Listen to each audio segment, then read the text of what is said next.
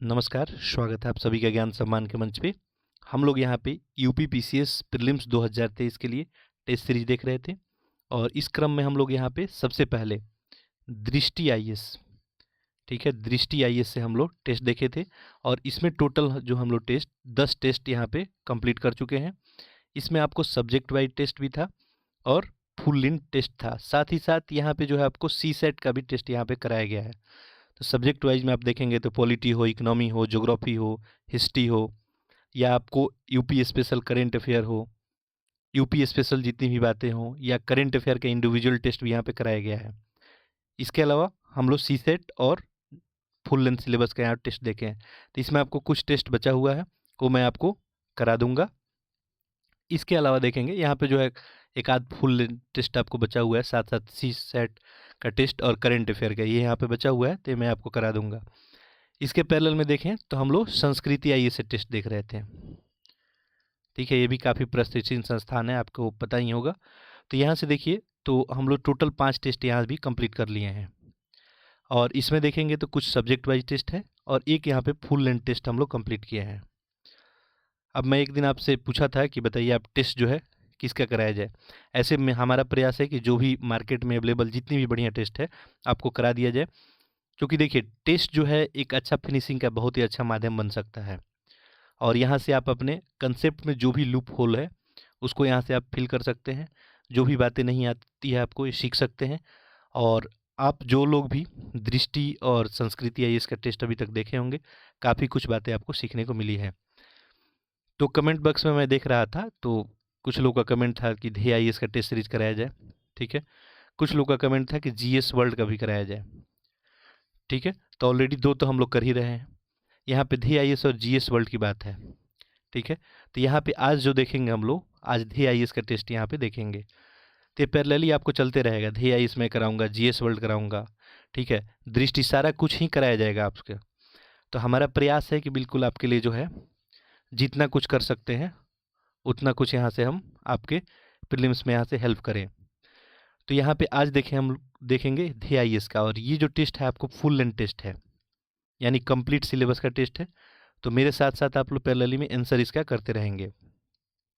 और धी आईएएस का टेस्ट सीरीज के बारे में यदि हम लोग बात करें तो अच्छा टेस्ट होता है, एनालिसिस जो है इनका भी अच्छा होता है। और क्वेश्चन पैटर्न की अगर बात करें तो मैं पहले ही बात किया था कि कोई भी टेस्ट सीरीज बेटर और बेस्ट कब होता है, जब यदि एग्ज़ाम पैटर्न को यदि फॉलो कर रहा है तो। और धी आईएएस की बात करें तो बिल्कुल ये एग्ज़ाम पैटर्न को जो है फॉलो करता है। तो ये टेस्ट सीरीज आपके लिए काफ़ी अच्छा जो है श्रृंखला रहने वाला है, ठीक है। आप लोग कमेंट बॉक्स में अपना कमेंट देते रहेंगे, ठीक है। आपका जो भी फीडबैक होगा यहाँ पे देखा जाता है, तो आप कमेंट बॉक्स में अपना कमेंट देना ना भूलेंगे, जो भी आपका फीडबैक होगा, ठीक है। चलिए, इसके पैरेलल में जो है आपके लिए यूपीएससी जो है, यहाँ पे यूपी पीएससी की मैं बात कर रहा हूँ। 2023 के लिए आपको करंट अफेयर यहाँ पे स्टार्ट किया गया है, चूँकि आप सभी को पता ही है कि आज जो है एग्ज़ाम में कंपटीशन का लेवल क्या है और अब की बार आपको पता है सीटें भी यहाँ पे कम हैं, तो प्री का रिजल्ट भी कम ही लोगों का होगा। तो वहाँ ये करंट अफेयर जो है ना, या आपको काफ़ी हेल्पफुल जो है रहेगा, क्योंकि करंट अफेयर देखिए जो भी नया स्टूडेंट है या पुराना स्टूडेंट है इनके लिए नया ही होता है। यदि कोई पुराना स्टूडेंट है तो जीएस के ऊपर यदि बात करूँ, हिस्ट्री, ज्योग्राफी या पॉलिटी, इस पे कमांड तो बहुत ही अच्छा उसका हो सकता है। लेकिन इकोनॉमिक्स की बात करें, अपडेटेड नॉलेज ज़्यादा वहाँ पे आपसे पूछा जाता है, करंट रिलेटेड, ठीक है। करंट अफेयर में करंट ही होगा, तो ये बिल्कुल सभी के लिए नया ही होता है। तो इसको आप जितना भी बूस्ट कर लेते हैं, जितना इसमें सीख लेते हैं, ये आपको वहाँ पे बोनस दे के चला जाएगा और आपका रिजल्ट जो है बनने का चांस ज़्यादा हो जाएगा। तो करंट अफेयर आपको यहाँ पे शाम को जो है daily UP special current affair है ये, ठीक है। तो यूपी स्पेशल करंट अफेयर आपको डेली शाम को मिलेगा, ठीक है। तो आप ये वीडियो भी जाके देख सकते हैं, इसका लेंथ जो है छोटा ही होगा, ठीक है। इसमें जो है आपको यूपी स्पेशल करंट अफेयर कराया जाएगा मई जो है 2022 से लेके मार्च 2023 तक। अब देखिए ऐसे करना है तो आप जनवरी से भी मार्च तक हम लोग आ सकते हैं, लेकिन ये मई से लेके मार्च तक जो है क्वेश्चन पूछने के चांसेस ज़्यादा हैं, तो क्यों ना हम लोग यहीं से स्टार्ट कर लें। तो मई से वहाँ पे स्टार्ट किया गया है आपको, ठीक है। तो वहाँ पे जो है आपके लिए मई से स्टार्ट किया गया है और मई से लेके मार्च तक वहाँ पे हम लोग करंट अफेयर कवर करेंगे। इसमें आपको जो है जैसे फर्स्ट वीडियो ऑलरेडी अपलोड हो गया है, तो जो लोग भी नहीं देखे हैं जाके देख सकते हैं। सेकेंड वीडियो आपको फिर इसके साथ ही शाम को मिलेगा। तो सुबह में आपको टेस्ट पेपर और शाम को आपको करंट अफेयर का वीडियो मिलता रहेगा। चलिए, चैनल को जो है आप लोग अधिक से अधिक शेयर करें, जो भी पढ़ने वाले बच्चे हैं उनमें शेयर ज़रूर करें, ठीक है।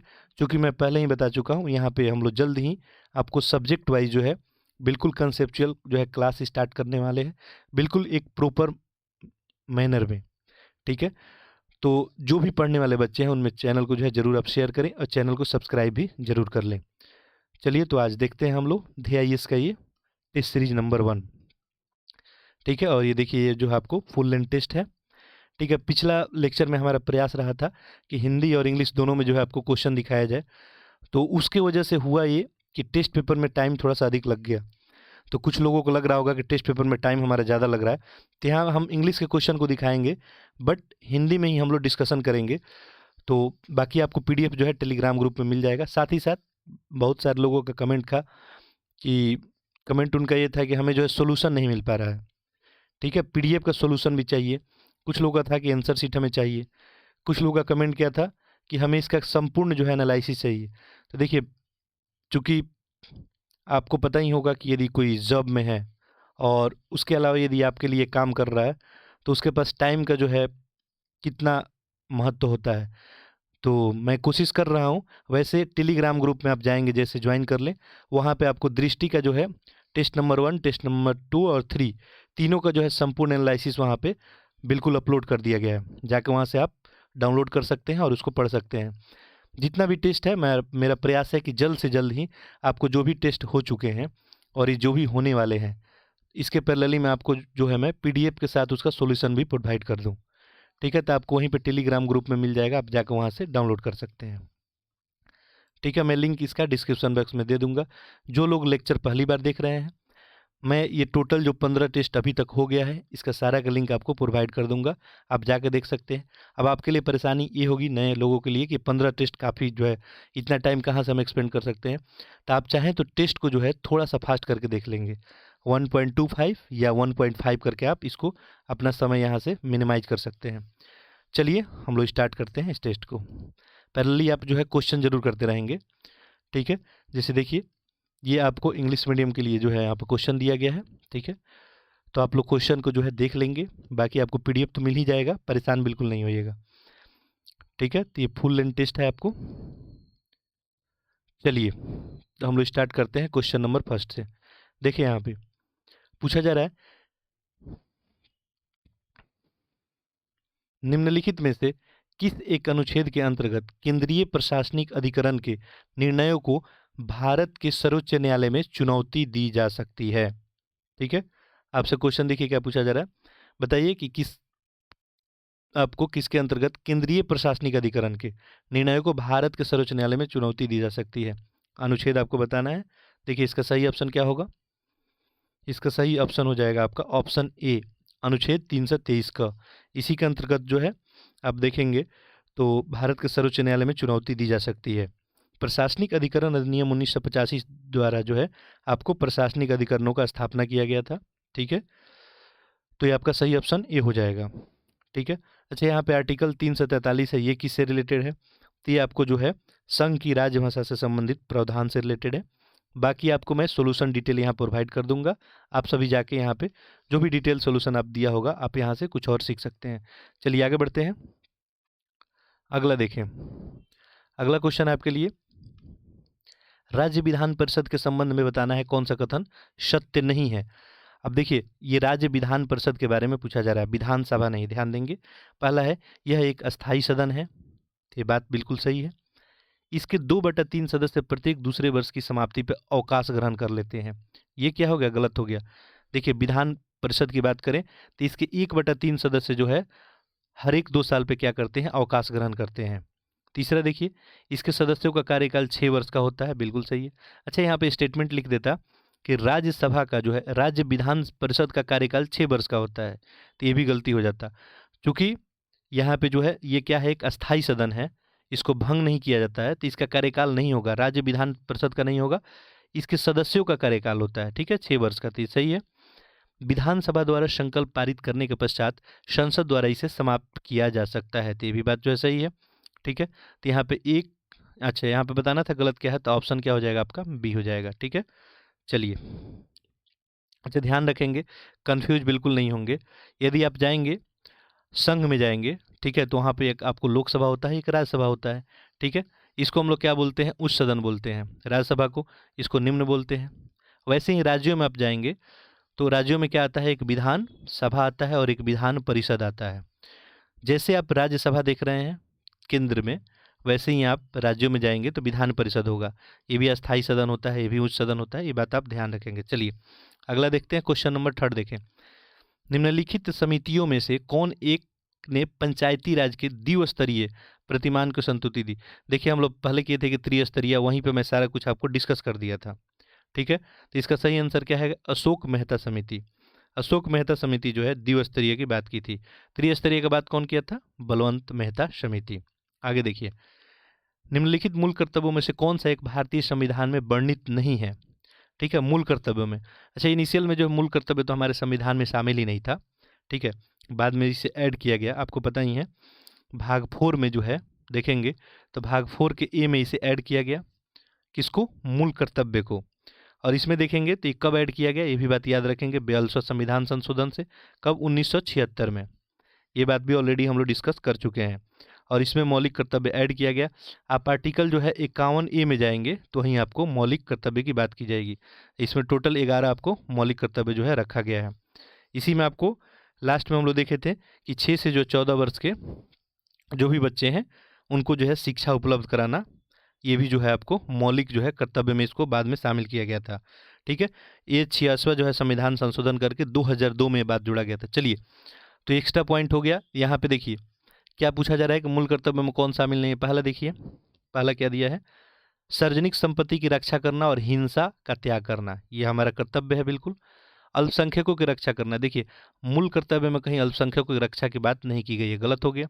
आपका आंसर तो अभी मिल गया। अगला देखें, राष्ट्रीय संग्राम को प्रेरित करने वाले उच्च आदर्शों को आदर और पालन करना और आह्वान किए जाने पर राष्ट्र की सेवा करना, ये सब था। ठीक है, और चलिए तो यहाँ पे क्या हो जाएगा आपका, ऑप्शन बी हो जाएगा। आगे देखिए, क्वेश्चन नंबर 5, प्रोटेम स्पीकर, नाम सुने होंगे आप लोग, इनके संबंध में बताना है कौन सा सत्य है। पहला देखिए, नवनिर्वाचित लोकसभा के वरिष्ठतम सदस्यों में से एक को सामान्य प्रोटेम स्पीकर। अब देखिए जैसे जैसे लोकसभा, अब जैसे लोकसभा अभी चुनाव होगा, आप सभी को पता ही है, तो उसमें आप देखेंगे तो तुरंत तुरंत तो स्पीकर नहीं बन जाते हैं, तो ये क्या होते हैं, आपको अस्थाई जो है एक स्पीकर बनाया जाता है, ताकि क्या कर सके लोग, शपथ ग्रहण वगैरह कर सकें। ठीक है, जो भी नवनिर्वाचित जो भी सदस्य हैं वो शपथ ग्रहण कर सकें। तो बिल्कुल सही है पहला स्टेटमेंट कि नवनिर्वाचित लोकसभा वरिष्ठतम, उसी में से एक वरिष्ठतम सदस्य को बना दिया जाता है, कुछ दिन तक रहते हैं जब तक जो है लोकसभा के अध्यक्ष नहीं चुने गए। प्रोटेम स्पीकर जो क्या करता है, तो नवनिर्वाचित सदस्यों को शपथ दिलाता है। दोनों स्टेटमेंट सही है, ऑप्शन क्या हो जाएगा, ऑप्शन सी हो जाएगा। आगे देखें, किस अनुच्छेद के अंतर्गत यह विशेष उपबंध किया गया है कि गोवा राज्य की विधानसभा में कम से कम 30 सदस्य होंगे। ठीक है, ये बात जो है कब की गई, ये पूछा जा रहा है। तो देखिए ये आपको देखेंगे तो आर्टिकल जो है 371 आई, इसी में गोवा राज्य के लिए विशेष उपबंध की बात की गई है। बाकी देखेंगे 371 जो है जी है, यहाँ पे एच है। 371 में क्या बात किया गया था, याद रखेंगे, ये क्वेश्चन पूछे जाने की चांस है। महाराष्ट्र और गुजरात राज्य के लिए विशेष उपबंध का बात किया गया है 371 में। ठीक है, एच में जो है अरुणाचल प्रदेश के लिए बात किया गया है, अरुणाचल प्रदेश के लिए। और यहाँ पे जी में जो है आपको ये मिजोरम के लिए बात किया गया। चलिए अगला देखते हैं, तो यहाँ पे आपका ऑप्शन क्या हो जाएगा, डी। नेक्स्ट देखें, अच्छा यहाँ अभिकथन है और कारण है। देखिए पहला स्टेटमेंट देखिए, उपराष्ट्रपति के निर्वाचन में संसद के मनोनीत सदस्य भाग नहीं लेते हैं, किंतु राज्यों के विधानसभा के सदस्य भाग लेते हैं, पहला। दूसरा, राज्य विधान परिषद के सदस्य राष्ट्रपति या उपराष्ट्रपति के निर्वाचन में भाग नहीं लेते हैं। आपको बताना है इसमें कौन सा सही है। ठीक है, देखिए आंसर इसका करते रहेंगे लोग, काफ़ी आसान सा क्वेश्चन है। पहला देखिए, उपराष्ट्रपति के निर्वाचन की बात हो रही है, संसद के मनोनीत सदस्य भाग नहीं लेते हैं। देखिए संसद के मनोनीत सदस्य जो है भाग लेते हैं, और राज्यों के विधान सभा के सदस्य इसमें भाग लेते हैं लिखा है, तो ये तो भाग नहीं लेते हैं, स्टेटमेंट ही गलत हो गया। दूसरा देखें, राज्य विधान परिषद के सदस्य राष्ट्रपति या उपराष्ट्रपति के निर्वाचन में भाग नहीं लेते हैं। बिल्कुल सही है। जो विधान परिषद के सदस्य होते हैं, ना ही राष्ट्रपति और ना ही आपको उपराष्ट्रपति में ये भाग लेते हैं। ठीक, इस तरह से क्या हो गया आपका दोनों स्टेटमेंट जो है। दूसरा स्टेटमेंट तो ये बिल्कुल सही हो गया कि भाग नहीं लेते हैं। ठीक है, पहला स्टेटमेंट गलत हो गया, आपको बताना था। देखिए यहाँ पे क्या हो जाएगा, ए गलत हो जाएगा और आर आपको सही हो जाएगा। तो ऑप्शन देखें, देखिए क्या हो जाएगा, ऑप्शन डी, ए गलत लेकिन आर सही। आगे देखें, कृषि सहकारिता और उद्योग के लिए एक अखिल भारतीय सेवा का गठन की सिफारिश निम्न आयोग ने की थी। अब ये भी बात आपको पता है कि अखिल भारतीय सेवा का गठन कौन करता है। ये क्वेश्चन उन्होंने डिस्कशन पिछले टेस्ट सीरीज में किए थे। तो टेस्ट सीरीज यदि आप सीक्वेंस में देख रहे हैं तो देखिए आपको बहुत बेनिफिट देखने को मिलेगा। ठीक है, तो ये पूछ रहा है कि उद्योग के लिए एक अखिल भारतीय यहाँ पे सिफारिश की गई है, ये किस आयोग के द्वारा की गई थी। ठीक है, तो ये किया गया था आपको सरकारी आयोग के द्वारा। ठीक है, चलिए अगला क्वेश्चन देखते हैं। संविधान के भाग 4 में वर्णित प्रावधानों के संबंध में बताना है कौन सत्य है। भाग 4, ठीक है, किसकी बात हो रही है यहाँ पे, भाग 4 की। ठीक है, भाग 4 के बारे में आप सभी को पता ही है। भाग 4 में क्या है, भाग 4 में क्या है, तो नीति निर्देशक तत्व है और आर्टिकल जो है इसमें 36 से 51 तक का बात किया गया है। अब देखिए पहला क्या लिखा है, इस भाग के प्रावधान किसी भी न्यायालय में परिवर्तनीय नहीं है। ठीक है, तो ये स्टेटमेंट जो है आपको क्या है, ध्यान देंगे, ये स्टेटमेंट क्या हो जाएगा, सही हो जाएगा, ये कहीं भी परिवर्तन नहीं है। दूसरा, इस भाग के प्रावधान राष्ट्र के संचालन में मूलभूत है। दोनों ये स्टेटमेंट सही है, ऑप्शन क्या हो जाएगा, सी। आगे देखें, निम्नलिखित में से किस अनुच्छेद के अंतर्गत लोकसभा में अनुसूचित जातियों और अनुसूचित जनजाति के लिए आरक्षण का प्रावधान है। देखिए दो वर्ड है, एक अनुसूचित जाति है यानी एससी की बात की जा रही है और एक एसटी की बात की जा रही है, शेड्यूल कास्ट और शेड्यूल ट्राइब। इनके लिए जो है किसमें, लोकसभा में किस अनुच्छेद में दिया गया है कि इनको आरक्षण दिया गया है, यही आपसे सिंपल पूछा जा रहा है। तो आर्टिकल जो है याद रखेंगे 330। ठीक है, क्वेश्चन पूछा जा चुका है ऑलरेडी, इसी के अंतर्गत जो है आरक्षण दिया गया है। और वर्तमान में बात करेंगे तो लोकसभा की बात करेंगे तो लोकसभा में जो है आपको 84 सीट, ठीक है, और आपको 47। 84 सीट किसके लिए, तो 84 सीट आपको यहाँ पे एससी के लिए है। ध्यान देंगे, एससी के लिए 84 है और एसटी के लिए कितना है, 47 है।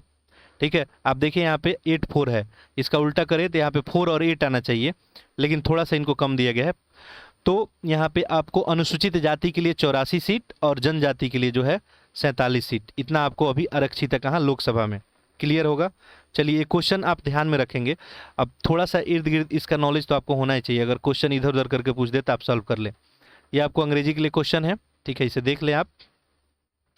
ठीक है, ये क्वेश्चन आप चाहें तो अंग्रेजी वाले जो भी हैं इसको वीडियो को जो है पॉज कर सकते हैं थोड़ी देर और पढ़ के जो है आंसर टिक कर सकते हैं। ठीक है, चलिए तो ये सब क्वेश्चन जो है आपको नेक्स्ट है। चलिए आगे देखते हैं नेक्स्ट क्वेश्चन। देखिए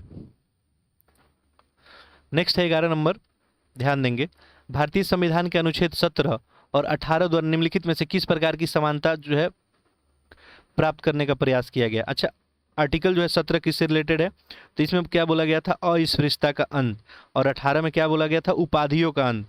किसी उपाधियों का अंत करके और अस्पृश्यता का अंत करके क्या किया जा सकता है, समाज में हम क्या करने का प्रयास कर रहे हैं, समानता लाने का, सामाजिक समानता लाने का प्रयास किया जा रहा है। तो क्या हो जाएगा, ऑप्शन सी हो जाएगा। आगे देखें, निम्नलिखित में से कौन एक कार्य भारत के सर्वोच्च न्यायालय द्वारा नहीं किया जाता है। ये फुल लेंथ टेस्ट है तो आप लोग थोड़ा देर बाद देखेंगे क्वेश्चन चेंज हो जाएगा।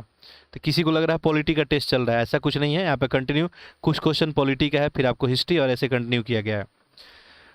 तो कौन सा कार्य भारत के सर्वोच्च न्यायालय के द्वारा नहीं किया जाता है, पहला देखें यहाँ पे क्या दिया है, नागरिकों को मौलिक अधिकारों की रक्षा। तो नागरिकों के मौलिक अधिकार की रक्षा तो सर्वोच्च न्यायालय करता है।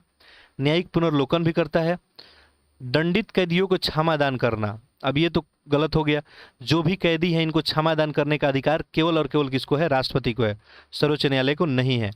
राज्य और केंद्र के मध्य उत्पन्न विवादों का निर्णय, ये भी इसका अधिकार क्षेत्र में आता है। तो ऑप्शन क्या हो जाएगा आपका, ऑप्शन सी हो जाएगा, क्योंकि गलत बताना था यहाँ पे। आगे देखें, यहाँ पे एक तरफ अनुच्छेद और एक तरफ प्रावधान है, आपको बताना है कि कौन सा ये सही होगा। देखिए पहला देखेंगे यहाँ पे आर्टिकल 320, ठीक है। अच्छा, इस क्वेश्चन को जूम इन कर देते हैं, आपको दिख नहीं रहा होगा। देखिए ये आपको जो है बताना है। यहाँ पे ABCD 4 ऑप्शन दिया गया है, ठीक है। अनुच्छेद 320 जो है आपको किससे रिलेटेड है, तो ये रिलेटेड है किससे? अच्छा, अभी हम लोग इसमें कोई एक आर्टिकल देखे हुए थे, आर्टिकल 330, ये किससे रिलेटेड था? लोकसभा के लिए अनुसूचित, अनुसूचित जो है यहाँ पे जाति होगा, ठीक है, यहाँ पे जाति मिस्टेक हो गया है, अनुसूचित जाति और अनुसूचित जनजाति के सदस्यों के लिए आरक्षण, यही देखे थे। तो बी का तो क्लियर हो गया कि 4 होगा, ठीक है। यहाँ पे देखे बी का 4, अच्छा बी का 4 हमको ऑप्शन ए में दिख रहा है और सी में भी दिख रहा है, तो बी और डी तो ऐसे एलिमिनेट हो गया। अब एक यदि आपको पता है, जैसे देखिए यहाँ पे क्या है, डी में देखिए आर्टिकल 324, ये निर्वाचन आयोग से है, ये हम लोग ऑलरेडी डिस्कस कर चुके हैं, तो डी का 1 हो जाएगा, ठीक है। तो यहाँ पे डी का देखिए 1, डी का 1, देखिए डी का 1 ऑप्शन सी में मिल गया, आपका आंसर हो गया। यदि आपको 1 2 भी पता है तो आप ऐसे एलिमिनेट करके कर सकते हैं, आपका सी हो गया। तो यहाँ पे क्या हो जाएगा, सी में देखिए ए का 3 हो गया, बी का आपको 4 हो गया, और सी का आपको 2 हो गया, और डी का 1 हो गया, ठीक है। आर्टिकल 320 में क्या लिखा गया है, लोक सेवा आयोग के कार्य। 330 में क्या है आपको, लोकसभा के लिए अनुसूचित जाति अनुसूचित जनजाति के सदस्यों का जो है उसके लिए आरक्षण। 323 में क्या है, प्रशासनिक प्राधिकरण की बात किया गया है। 324 में निर्वाचन आयोग, ऑप्शन सी हो जाएगा। चलिए आगे बढ़ते हैं, नेक्स्ट देखिए क्वेश्चन नंबर 14, देखिए क्या पूछा है यहाँ पे, संसद के 2 सत्रों के बीच 6 माह से अधिक का अंतराल नहीं हो सकता है, यह भारतीय संविधान के किस अनुच्छेद से संबंधित है? ठीक है, आप सभी को पता है कि 6 माह से जो है अधिक अंतराल नहीं रखा जा सकता है। आप देखेंगे तो आर्टिकल जब आप 85 पढ़ेंगे तो वहीं पे बात लिखा गया है, ठीक है, कि संसद के जो है 2, अच्छा आप देखेंगे तो राष्ट्रपति क्या करता है, संसद को जो है सत्र को आहूत भी करता है और विघटन सत्रवासन भी करता है, ठीक है, और मंत्रिपरिषद के सलाह पे संसद का सत्र बुलाया जाता है, लेकिन कभी भी 2 सत्रों के बीच 6 माह से अधिक का समय नहीं होना चाहिए, ये बात आप ध्यान में रखेंगे। यहाँ पे क्या हो जाएगा, अनुच्छेद 85। आगे देखिए, नेक्स्ट है, राज्यसभा अनुच्छेद 312 के अंतर्गत अखिल भारतीय सेवा सृजन कर सकती है। देखिए इसके ऊपर हम लोग ऑलरेडी बात कर चुके हैं। अखिल भारतीय सेवा सृजन करने का काम कौन करता है, राज्यसभा ही करता है, और ये उसको पावर कहाँ से मिलता है, आर्टिकल 312 से। तो ये अगर मान लीजिए अखिल भारतीय सेवा सृजन करना है तो क्या करना होगा, 1/3 बहुमत से हो जाएगा, साधारण से हो जाएगा 2, जब अखिल भारतीय सेवा की बात आ जाएगी तो ये जो है 2/3 बहुमत से होगा, ये विशेष बहुमत से ही होगा, ठीक है, ऑप्शन सी हो जाएगा। आगे देखें, नेक्स्ट देखते हैं अगला क्वेश्चन, देखें निम्नलिखित में से किस पदाधिकारी को हटाने से संसद की भूमिका नहीं होती है।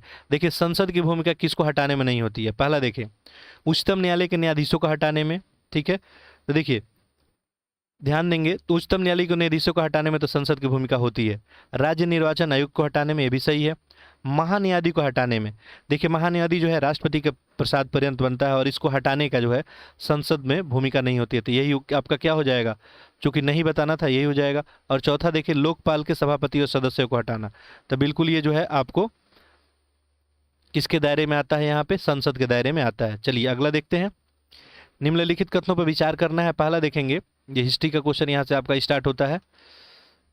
पहला देखें, पेशवा बाजीराव द्वितीय ब्लेजली की सहायक संधि स्वीकार करने वाले प्रथम मराठा सरदार थे। दूसरा है, सुगौली की संधि का संबंध आंग्ल अफगान युद्ध से था और सिक्किम का भारत में विलय लॉर्ड डलहौजी के काल में हुआ था। मैं थोड़ा सा भी यदि टाइम दे रहा हूं तो आप आंसर पहले में जरूर करेंगे।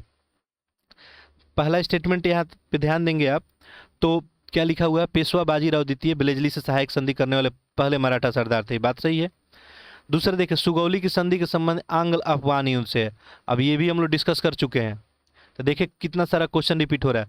सुगौली की संधि किससे, आंग्ल और नेपाल के बीच में हुआ था, ठीक है, तो ये तो गलत हो गया, ठीक है, और ये 1814 से 16 तक चला था, 16 में संधि किया गया था, आंग्ल अफगान है, ऐसे ही गलत हो गया।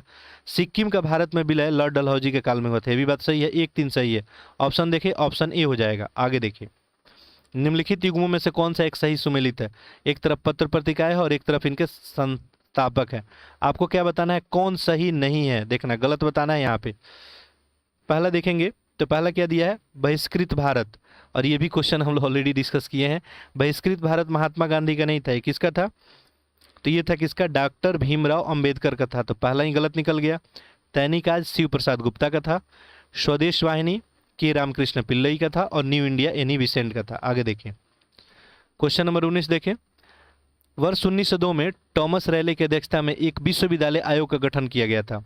जिसमें भारतीय सदस्य के रूप में कौन सम्मिलित थे। ठीक है, थॉमस रेलवे आयोग में भारतीय सदस्य के रूप में कौन सम्मिलित थे, ये पूछा गया। देखिए, पहला Syed Hussain Bilgrami, justice Gurdas Banerjee, A B दोनों, इनमें से कोई नहीं। इसका सही उत्तर क्या हो जाएगा, ए और बी दोनों। देखिए, जो थॉमस रेले की अध्यक्षता में विश्वविद्यालय आयोग गठित की गई थी, इसमें दोनों व्यक्ति थे। इसका उद्देश्य क्या था, जनरली विश्वविद्यालय की स्थिति का समीक्षा करना और अपना जो है कार्य क्षमता के संबंध में सुझाव देना। आगे देखिए, क्वेश्चन नंबर 20 देखें, निम्नलिखित में से किस अधिनियम के द्वारा 7 वर्ष से कम उम्र के बच्चों को कारखाना में काम करने पर प्रतिबंध आरोपित किया गया था। और ये भी क्वेश्चन हम लोग ऑलरेडी डिस्कस कर चुके हैं। ठीक है, तो जो लोग भी प्रीवियस का लेक्चर देख रहे होंगे टेस्ट सीरीज, वो ये सब क्वेश्चन इजीली अभी तक कर लिए होंगे। कौन से अधिनियम बताया गया कि 7 वर्ष से कम के बच्चे कारखाने में काम नहीं करेंगे, तो ये कौन था, 1881 का अधिनियम था, कारखाना अधिनियम 1881। 1891 के बारे में भी हम लोग डिटेल में पिछले लेक्चर में देखे थे। चलिए क्वेश्चन नंबर 21 देखते हैं। तो ये अंग्रेजी वाले के लिए क्वेश्चन दिख रहा है। ठीक है, दिख रहा होगा आपके लिए। ठीक है, आप चाहें तो वीडियो को पॉज करके, ठीक है, यहाँ से आप क्वेश्चन को क्या कर सकते हैं, देख के और टिक आउट कर सकते हैं। ठीक है, बाकी देखिए कंसेप्ट तो कोई चेंज होता नहीं है। अब टेस्ट इसी फॉर्मेट में दिया है तो थोड़ा सा टाइम का प्रॉब्लम हो पा रहा है, इसलिए मैं दोनों को जो है मर्ज नहीं कर पाया, तो आप लोग एडजस्ट करेंगे। ठीक है, चलिए देखते हैं नेक्स्ट क्वेश्चन नंबर जो है आपका। नेक्स्ट देखिए, क्वेश्चन नंबर 21 देखें, उदासी संप्रदाय की स्थापना निम्न में से किस संत के द्वारा की गई थी। उदासी संप्रदाय, ठीक है, तो यह स्थापना किया गया था किसके द्वारा, श्री चंद के द्वारा। ये गुरु नानक के पुत्र थे, ये उदासी संप्रदाय का स्थापना किए थे। ठीक है, आगे देखिए, निम्नलिखित में से किस संस्था का पूर्व नाम अखिल भारतीय अस्पृश्यता विरोधी लीग था। यानी ये पहले नाम था, बाद में जो है चेंज कर दिया गया। ठीक है, अब चेंज करके क्या नाम रख दिया गया, यही पूछा जा रहा है, सिंपल सा। ठीक है, देखिए तो देखेंगे तो हरिजन सेवक संघ, हरिजन सेवक संघ जो है का पुराना नाम क्या था, अखिल भारतीय अस्पृश्यता विरोधी लीग, और इसका स्थापना गांधी जी जो है 1932 में किए थे। ठीक है, चलिए आगे बढ़े। अच्छा, यहाँ पे आत्मसम्मान आंदोलन है। अच्छा, बहिष्करणी जो है हितकारिणी सभा भी है, तो ये देखिए इसका चर्चा एक बार अभी किए हैं, भीमराव अम्बेडकर का ही था। और आत्मसम्मान आंदोलन जो है ईवी रामास्वामी का था। आगे देखें, निम्नलिखित कथनों पर विचार करना है। पहला देखिए, इजी सा क्वेश्चन है, तुर्की भाषा के प्रवीण था, जहांगीर ने इसे 400 का मनसब प्रदान किया था, और इसे इंग्लिश खान और अथवा फिरंगी खान की उपाधि दी गई थी। ये कौन व्यक्ति थे, आंसर कर लिए होंगे सारे लोग, हॉकिंस। हॉकिंस को ये उपाधि भी दी गई थी, 400 का मनसब भी दिया गया था।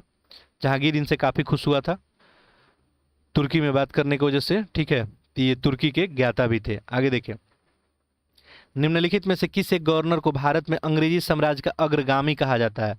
यानी अंग्रेजी साम्राज्य का अग्रगामी किसे कहा जाता है, ये पूछा जा रहा है। तो इसका देखिए सही ऑप्शन क्या हो जाएगा, यहाँ पे उत्तर आप लोग कर लिए होंगे, आसान सा क्वेश्चन है। Option A, Robert Clive. ठीक है, रॉबर्ट क्लाइव बंगाल का प्रथम जो है गवर्नर भी था, आप सभी को पता ही है, और इसी को ओरिजिनल संस्थापक माना जाता है। ठीक है, इसी के समय आप देखेंगे तो आपको सबसे पहले आपको क्या हुआ था, प्लासी। ठीक है, फिर आगे देखेंगे तो प्लासी से जो है साम्राज्यवाद का नींव पड़ गया, क्योंकि इनको दीवानी और फौजदारी अधिकार मिल गया था। देखिए क्वेश्चन नंबर 25 देखिए, एक तरफ संगठन है और एक तरफ संस्थापक है। ठीक है, इसको चलिए जूम इन कर देते हैं। देखिए यही पूछा गया आपसे। ठीक है, बताना है इसमें कौन सा सही होगा। देखिए, इंडिया होम रूल सोसाइटी, ठीक है, ये किसका था, तो श्याम जी कृष्ण वर्मा का था, ये तो बात सही है। पेरिस इंडिया सोसाइटी, ये भी मैडम कामा का था। यूनाइटेड इंडिया हाउस तारकनाथ दास का था, ये भी सही हो गया। Hind association of America Sohan Singh Bhakna, तो यहाँ पे 1 का 1, 2 का 2, 3 का 3, 4 का 4, यानी 1, 2, 3, 4 ऑप्शन ये आपका क्या हो जाएगा, सही उत्तर हो जाएगा। आइए देखते हैं क्वेश्चन नंबर 26। यहाँ पे देखिए अभिकथन और कारण दिया गया है। पहला दिया है, चार्ल्स मेटकॉफ को समाचार पत्रों का मुक्तिदाता कहा जाता है। बिल्कुल बात सही है, सारे लोग एग्री करेंगे। मेटकॉफ ने liberation of the Indian press act लागू किया। अब इनसे पहले जो है प्रतिबंध किया गया था, हम लोग ये भी क्वेश्चन ऑलरेडी डिस्कस किए हैं। ठीक है, तो यहाँ पे सही उत्तर क्या हो जाएगा आपका, ऑप्शन ए भी सही है और आर दोनों सही है, और आर ए का सही एक्सप्लेनेशन भी कर रहा है। ठीक है, मेटकॉफ क्या किए थे, लिबरेशन ऑफ इंडियन जो है प्रेस एक्ट, इसमें छूट काफ़ी दिए थे। इससे पहले प्रेस पे प्रतिबंध लगाया जाता था, जो भी अंग्रेज सरकार के खिलाफ लिखता था प्रतिबंध लगाया जाता था। तो मेटकॉफ को जो है समाचार पत्रों का मुक्तिदाता भी कहा जाता है। क्वेश्चन नंबर 27 देखें, निम्नलिखित में से किन्हें भारतीय पुनर्जागरण का पिता और भारतीय राष्ट्रवाद का जनक, काफी पुराना क्वेश्चन पूछा गया है, राजा राम मोहन राय को कहा जाता है। ठीक है, आगे देखिए अगला है आपको यहाँ पे देखें किसके बारे में पूछा जा रहा है यहाँ पे, संगम साहित्य। ठीक है, संगम साहित्य में जो है कावेरीपत्तनम किससे संबंधित था। ठीक है, कावेरीपत्तनम जो है ये किससे था, चोल राज्य से था। ठीक है, कावेरीपत्तनम चोल राज्य से संबंधित था। आगे देखें क्वेश्चन नंबर 29, सुप्रसिद्ध जो है आपको भक्त कवि गोस्वामी तुलसीदास निम्न में से किसके समकालीन नहीं थे। अच्छा नहीं थे पूछा हुआ है, ध्यान देंगे, तुलसीदास, गोस्वामी तुलसीदास के बारे में पूछा जा रहा है। चलिए तो आंसर आप लोग कर लिए होंगे। यहाँ पे देखिए अकबर, बाबर, जहांगीर है, उपरोक्त में से कोई नहीं। देखिए तो यहाँ पे किसके समकालीन नहीं थे पूछा है, तो ये बाबर के समकालीन नहीं थे। अच्छा अकबर और जहांगीर दोनों के समकालीन थे। ठीक है, तो यहाँ पे यदि ऑप्शन ए सी रहता और ए भी दिया रहता तो ए भी हम लोग सही कर लेते, तो ध्यान बात को रखिएगा। ठीक है, तुलसीदास जी के बारे में 1532 से लेकर 1623 तक इनका कार्यकाल रहा था। आगे देखें निम्नलिखित सल्तनत कालीन शासकों में किस एक का राज्यारोहण के साथ ही सल्तनत काल का साम्राज्यवादी युग जो है आरंभ हुआ। देखिए सल्तनत काल में हम लोग देखेंगे तो गुलाम वंश पहले आया था, इसके ऊपर हम लोग डिटेल में बात किए हैं। तो इसमें कौन सा आपको शासक था जो साम्राज्यवादी था। ठीक है, यानी आपको मिल गया इतना, लेकिन हम रुकेंगे नहीं अभी। ठीक है, और ये बहुत सारा अभियान भी किया था, इसका तो खैर विश्व विजेता का सपना भी था। आंसर कर लिए होंगे, ये कौन है, अलाउद्दीन खिलजी। ठीक है, अलाउद्दीन खिलजी था। आगे देखिए ये अगला क्वेश्चन आपको अंग्रेजी में दिख रहा होगा। ठीक है, ऑथर है, कंपोजिशन है। ठीक है, फिर स्टेटमेंट दिया है चंद्रगुप्त प्रथम के बारे में सेकंड में, फिर आपका यहाँ पे मामला स्टाइल के बारे में पूछा है। ठीक है, ruler of Delhi at the time of, अब तैमूर जो है जब अटैक किए थे भारत पे, क्वेश्चन में हम लोग कर चुके हैं। तो देखिए कितना सारा क्वेश्चन रिपीट हो रहा है, तो आप लोग आंसर जरूर करेंगे। ठीक है, तो ये सारा क्वेश्चन अभी हम लोग देखेंगे। चलिए सर्सन रीजन पूछा हुआ है, इंडियन सिविलाइजेशन के बारे में, आसान आसान सा क्वेश्चन है, देखते हैं। देखिए इसमें ध्यान देंगे, पहला क्वेश्चन क्या है, यहाँ पे क्या बताना है आपको, कौन सही सुमेलित नहीं है, गलत बताना है। ठीक है, पहला देखिए विघ्नेश्वर मिताक्षरा मैंने किसका रचना था ये पूछा जा रहा है। तो मिताक्षरा जो है विघ्नेश्वर के द्वारा ही लिखा गया था। नकासुर विजय, ठीक है, ये आपको माधव के द्वारा ही लिखा गया था। गीत गोविंद जयदेव का ही था। शंकर विजय गंगाधार, देखिए यही गलती हो गया, शंकर विजय के लेखक कौन थे, विद्यारण थे। ठीक है, तो ये गलत हो गया, तो ये आपका सही उत्तर हो जाएगा ऑप्शन डी। आगे देखें चंद्रगुप्त मौर्य के संबंध में निम्नलिखित में कथनों में कौन सत्य है, यही बताना है आपको।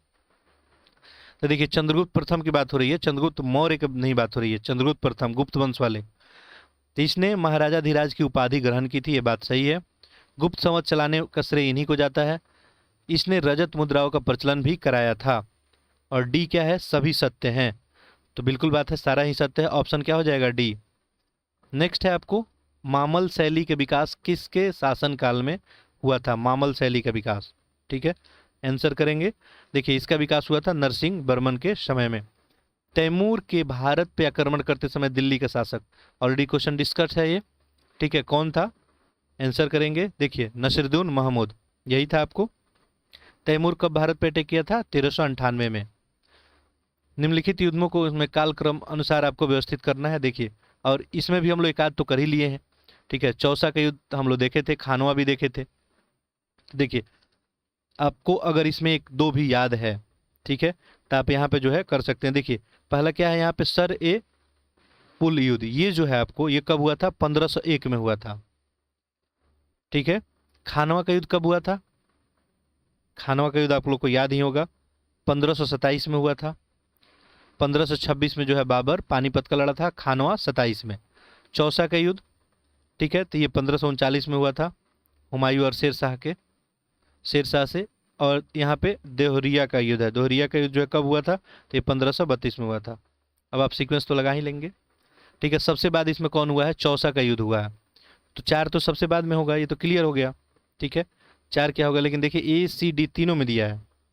ठीक है, नेक्स्ट है आपको यहाँ पे, इससे पहले कौन है, तो ये दोहरिया का युद्ध है, तो ये क्या हो जाएगा, 4 से पहले 1 हो जाएगा, जो 4 से पहले एक देखे, अच्छा 2 ऑप्शन में अभी भी हम लोग फंस रहे हैं।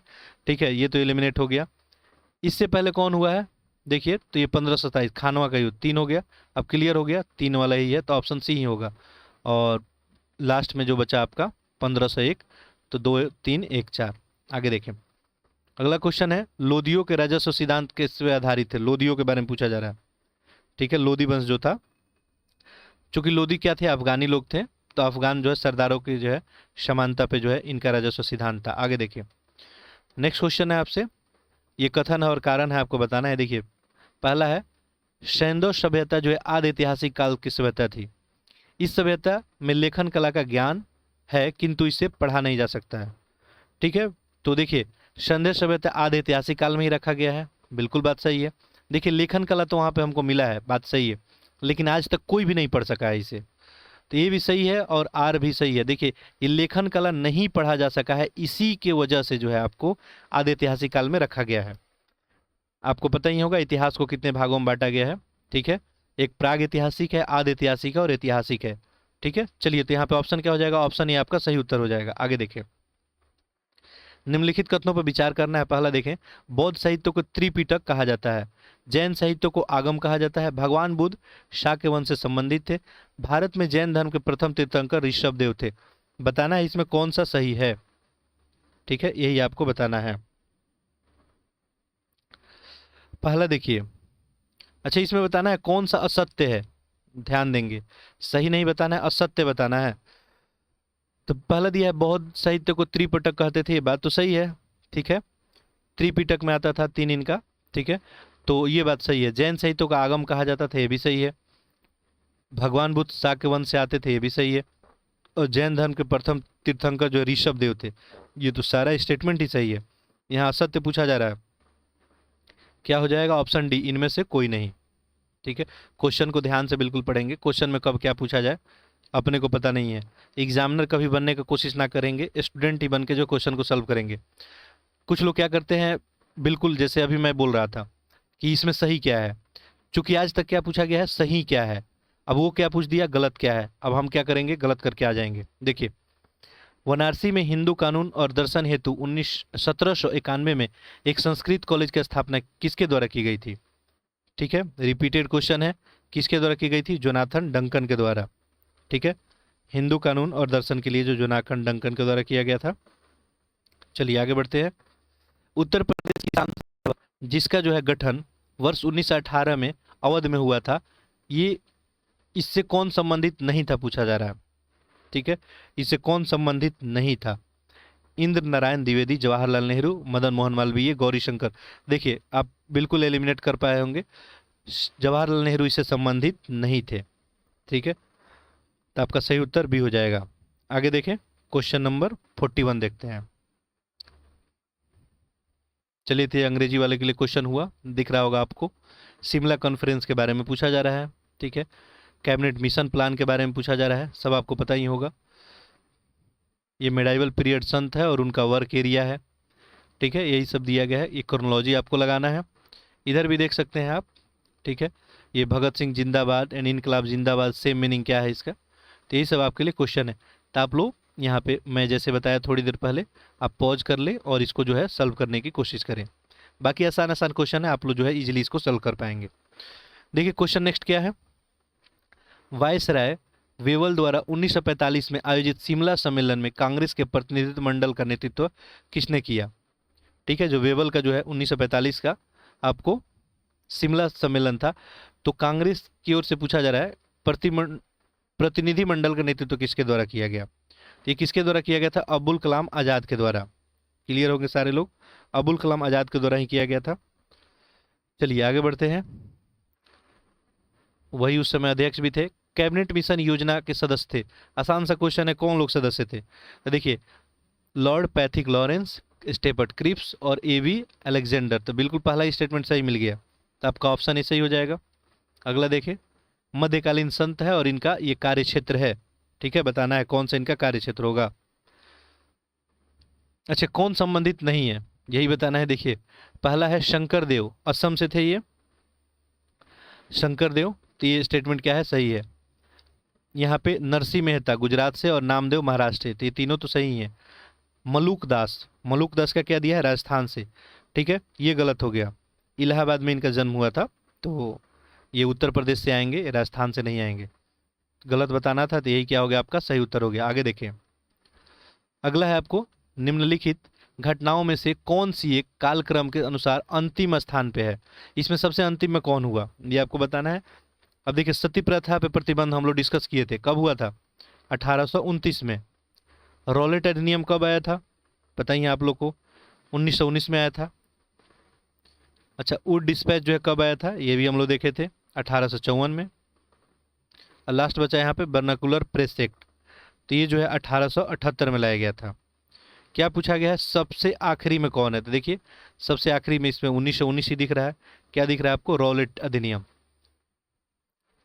आगे देखें, यहाँ पे सूची 1 को सूची 2 से सम्मिलित करना है। देखिए, इस तरह के क्वेश्चन तो पूछे ही जाएंगे। यहाँ पे आपको 4 ऑप्शन नीचे दिए गए हैं। ठीक है, चलिए, तो यहाँ पे क्या दिया है, प्रथम जो है आंग्ल मराठा युद्ध, ये कब हुआ था आपको, तो ये 1775 से 82 के बीच में हुआ था। ठीक है, ये बात बिल्कुल सही है। अब देखिए, ऑप्शन हम लोग एक यहाँ पे मैच कर लिए, यानी ए का क्या हो गया, एक हो गया। ठीक है, ए का एक। ऑप्शन की तरफ आए तो देखिए यहाँ पे ए का एक दिख गया। अब आपको आगे बढ़ने की जरूरत नहीं है, यदि आप क्लियर हैं बिल्कुल कि पहला आंग्ल मराठा युद्ध 75 से 82 तक हुआ था, आप ऑप्शन सी टिक करके आगे बढ़ सकते थे। ठीक है, वैसे हम लोग देख लेते हैं, सी ही ऑप्शन होगा। प्रथम जो है आंग्ल बर्मा युद्ध, ठीक है, ये कब हुआ था, 24 से 26, तो ये 4 हो जाएगा इसका। तृतीय आंग्ल मैसूर युद्ध, सारे लोगों को पता होगा, तृतीय हम लोग डिस्कस भी किए थे, 90 से 92। और द्वितीय जो है आंग्ल सिख युद्ध, ये आपको 1848 से 49, 1 4 3 2। ठीक है, आगे देखिए, क्वेश्चन नंबर 46 देखते हैं, 46। आइए देखिए, निम्नलिखित में से किसने यह कहा था कि भगत सिंह जिंदाबाद एवं इनकलाब जिंदाबाद एक ही अर्थ होता है।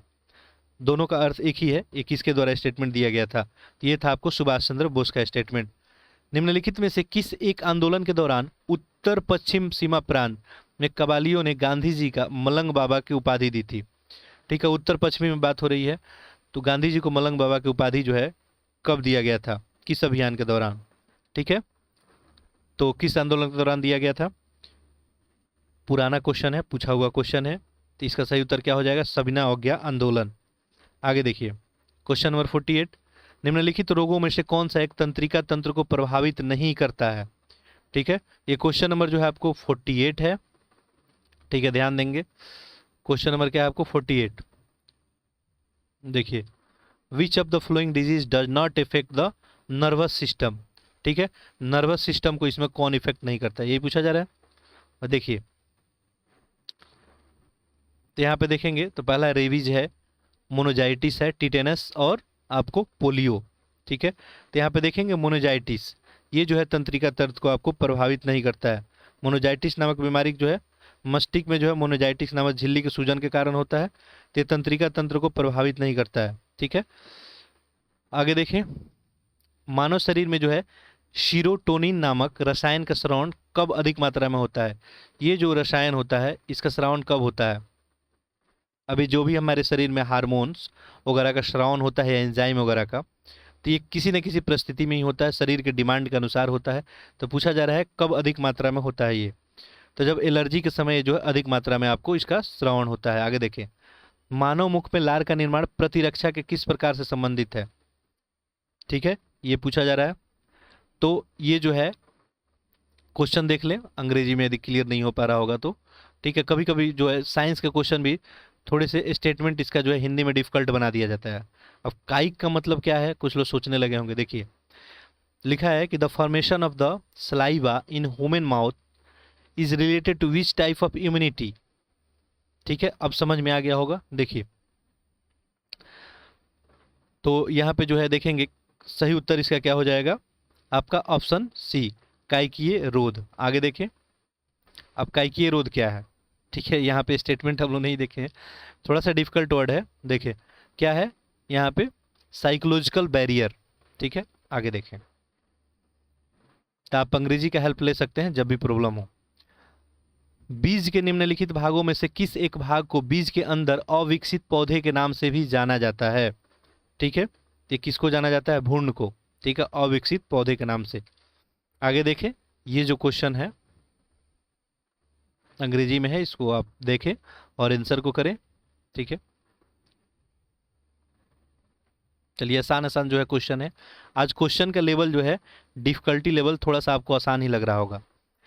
तो बिल्कुल ऐसा क्वेश्चन भी यूपीपीसीएस में आपको पूछा जाता है, प्रीवियस ईयर पेपर तो आप देखे ही होंगे, ठीक है। चलिए देखते हैं क्वेश्चन नंबर नेक्स्ट क्या है। निम्नलिखित में से कौन सा एक भारत के प्राकृतिक रूप से नहीं पाया जाता है? भारत में प्राकृतिक नेचुरली जो है कौन नहीं पाया जाता है, यही पूछा जा रहा है, ठीक है। तो यहाँ पे लिखा है स्पाइडर वानर, तारा कछुआ, मॉनिटर छिपकली और वामन सुअर। ये जो है तीनों पाया जाता है भारत में। स्पाइडर जो है वानर, ये भारत में नहीं पाया जाता है। ये देखेंगे तो आपको दक्षिणी अमेरिका के सदाबहार वन में, ये सदाबहार आपको वन में पाया जाता है। आगे देखें, पारिस्थितिकी संवेदी के क्षेत्र में निम्नलिखित में से किस अधिनियम के तहत परिभाषित किया गया? पारिस्थितिकी संवेदी क्षेत्र, ठीक है, ये ज्योग्राफी का क्वेश्चन, ठीक है। क्वेश्चन नंबर है आपको 53। देखिए क्या पूछा जा रहा है। इको सेंसिटिव जोन, ठीक है, have been defined under which one the flowing act. देखिए इको सेंसिटिव जोन को जो है किस अधिनियम के तहत जो है डिफाइंड किया गया है, यही पूछा जा रहा है। तो देखिए इसका सही उत्तर क्या होगा। ये क्वेश्चन तो हम लोग किए हुए थे। इसका सही आंसर हो जाएगा पर्यावरण संरक्षण अधिनियम 1986। विद्युत जनित्र परिवर्तन करता है, विद्युत जनित्र नहीं समझ में आ रहा होगा। देखिए क्वेश्चन देखिए, समझ में आ जा रहा है तो अच्छी बात है। जिनको नहीं समझ में आ रहा है, देखिए किसके बारे, इलेक्ट्रिक जनरेटर के बारे में, ठीक है, जनरेटर के बारे में पूछा जा रहा है। जनरेटर क्या करता है? तो सिंपल सा क्वेश्चन है, जेनरेट करता है। क्या जनरेट करता है? जनरेटर, ठीक है। तो यांत्रिक ऊर्जा को आपको विद्युत ऊर्जा में बदलता है, यांत्रिक ऊर्जा को यानी मैकेनिकल एनर्जी को इलेक्ट्रिकल एनर्जी में बदलता है, ठीक है, जनरेटर। और यदि आपसे पूछा जाए कि विद्युत ऊर्जा को यांत्रिक ऊर्जा में बदलने वाला कौन है, तो ये क्या हो जाएगा? मोटर हो जाएगा, ठीक है। चलिए, तो यहाँ पे सही ऑप्शन हो जाएगा ऑप्शन ए। आगे देखें, निम्नलिखित कथनों पर विचार करना है। यहाँ पे कथनों पर विचार नहीं करना है। यहाँ पे देखिए कौन सा जो है फाइटो प्लैंक्टस के संबंध में सत्य है, ये बताना है। पहला देखेंगे यहाँ पे, समुद्री खाद्य श्रृंखला में मुख्य प्राथमिक उत्पादक होते हैं ये फाइटो प्लैंक्टन्स, इनके बारे में पूछा जा रहा है, तो बिल्कुल सही है। समुद्री खाद्य श्रृंखला में ये प्राथमिक उत्पादक होते हैं। पृथ्वी पर वायुमंडल में उपस्थित ऑक्सीजन की अधिकतर मात्रा के लिए यही उत्तरदायी है। देखिए जो ऑक्सीजन है, हम लोग ऐसे तो कहते हैं कि पेड़ पौधे लगाना चाहिए, ठीक है, अच्छी बात है, लेकिन ये जो फाइटो प्लैंक्टस दिए हैं यही आपको उत्तरदायी होते हैं। सबसे अधिक जो है आपको अधिकतर मात्रा में ऑक्सीजन जो है पृथ्वी पर वायुमंडल जो उपस्थित है इनमें इनका भूमिका काफ़ी अधिक है। दोनों ही सही है, यहाँ पे क्या हो जाएगा? Option C. आगे देखें, निम्नलिखित में से कौन से ग्रह अंतर्ग्रह की श्रेणी में आते हैं? डिस्कशन हो चुका है, अंतर्ग्रह की श्रेणी में कौन आता है ये पूछा जा रहा है। बुध, पृथ्वी, शुक्र और बृहस्पति, यही आपसे यहाँ पे दिया हुआ है। ऑप्शन देखिए, बताना है कि कौन इसके श्रेणी में आता है। देखिए बुध है, पृथ्वी है, शुक्र है और बृहस्पति है। क्लियर होगा आपको कि इसमें अंतःग्रह की श्रेणी में कौन आते होंगे। आंसर कर लिए होंगे आप लोग। देखिए ये आपका क्या हो गया? सूर्य हो गया मान लीजिए, ठीक है। चलिए इसको रेड से कर देते हैं, सूर्य हो गया। और सूर्य के बाद क्या होता है आपको पता है? बुध आता है, ठीक है, बुध आता है। तीसरे नंबर पे आपको पृथ्वी आती है। यहाँ पे कौन आता है आपको पता ही है? शुक्र आ जाता है। क्या यहाँ पे कौन आता है? मंगल आ जाता है। यहाँ पे जो है क्या पूछा है? अंतःग्रह की श्रेणी में किसको रखा गया है? अंतःग्रह के श्रेणी में जो है आपको किसको रखा गया है? यहाँ पे बुध को रखा गया है, बात सही है, ठीक है। उसके अलावा शुक्र को देखेंगे तो पृथ्वी है, ये पृथ्वी है और पृथ्वी के अंतःग्रह की श्रेणी में यही इसके अंदर आ जा रहा है। तो 1 और 3 ऑप्शन देखें यहाँ पे, ठीक है। ऑप्शन क्या हो जाएगा? यहाँ पे ए हो जाएगा, ठीक है। क्लियर है? चलिए आगे देखते हैं। निम्नलिखित में से कौन सा एक भारत के उत्तराखंड राज्य को हिमालय से जोड़ने वाला एक दर्रा है? ठीक है, उत्तराखंड को हिमालय से जोड़ने वाला कौन दर्रा है? पढ़े थे हम लोग, ये कौन हो जाएगा यहाँ पे? नीति दर्रा। आगे देखें, क्वेश्चन नंबर 58। यहाँ पे आपको अभिकथन और कारण दिया है। देखिए पहला है, भविष्य में ऊर्जा हेतु आशाप्रद स्रोत सौर ऊर्जा है, बात सही है। परमाणु ऊर्जा खनिज सर्वत्र सुलभ नहीं है, बताना है इसमें कौन सा आपको सही है, ठीक है। देखिए पहला सही है बिल्कुल। भविष्य का ऊर्जा कौन है? और सौर ऊर्जा का लिमिटेशन जो नहीं है, ये हमको फ्री ऑफ कॉस्ट भी मिलता है, तो ये तो है।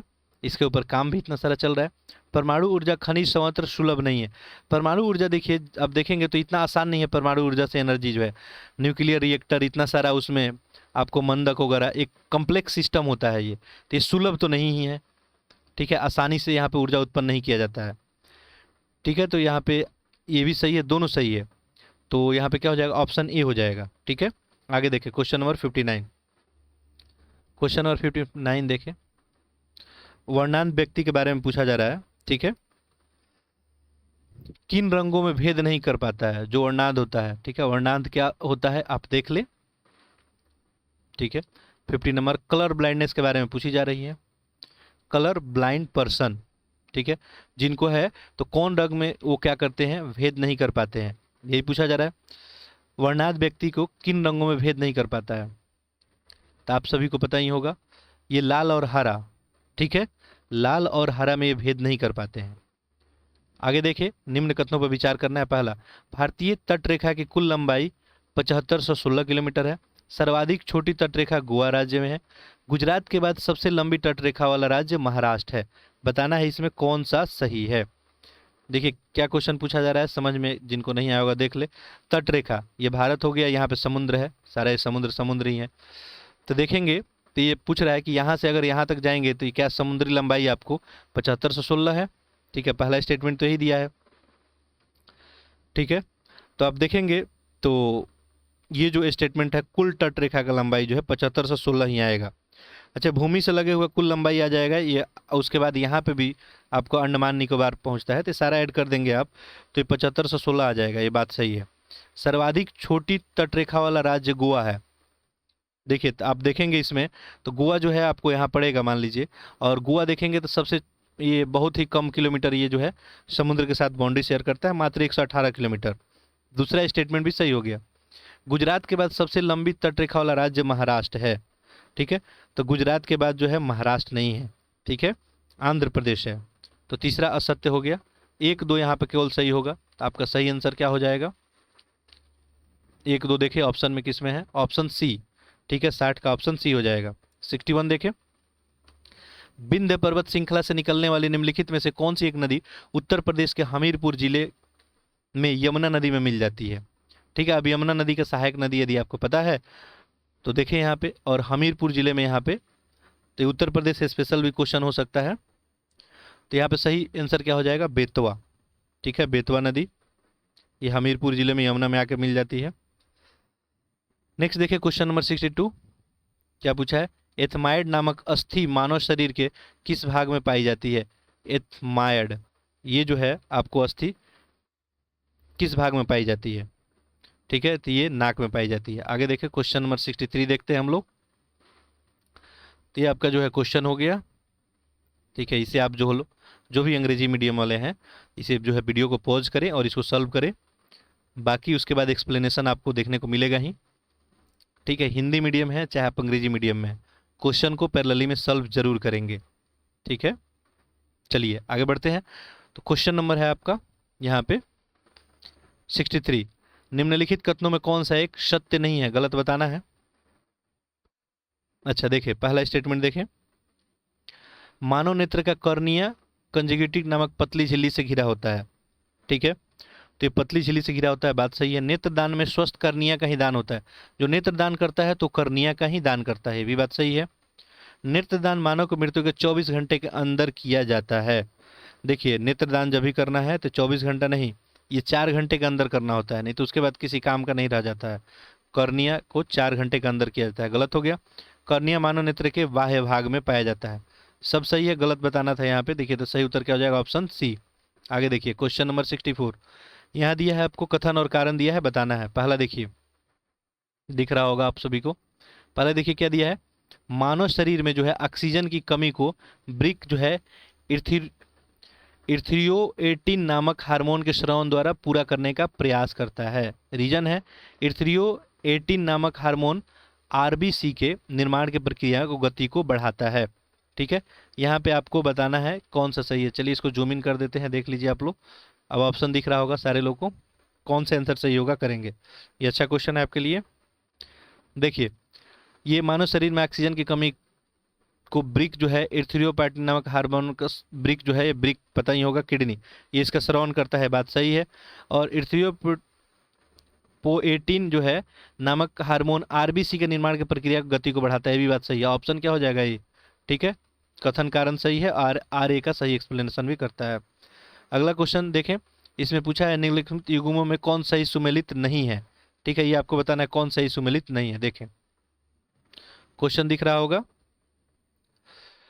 देखिए पहला देखेंगे यहाँ पे, पेरिटोनियम ब्रिक के चारों तरफ घेरने वाली झिल्ली है।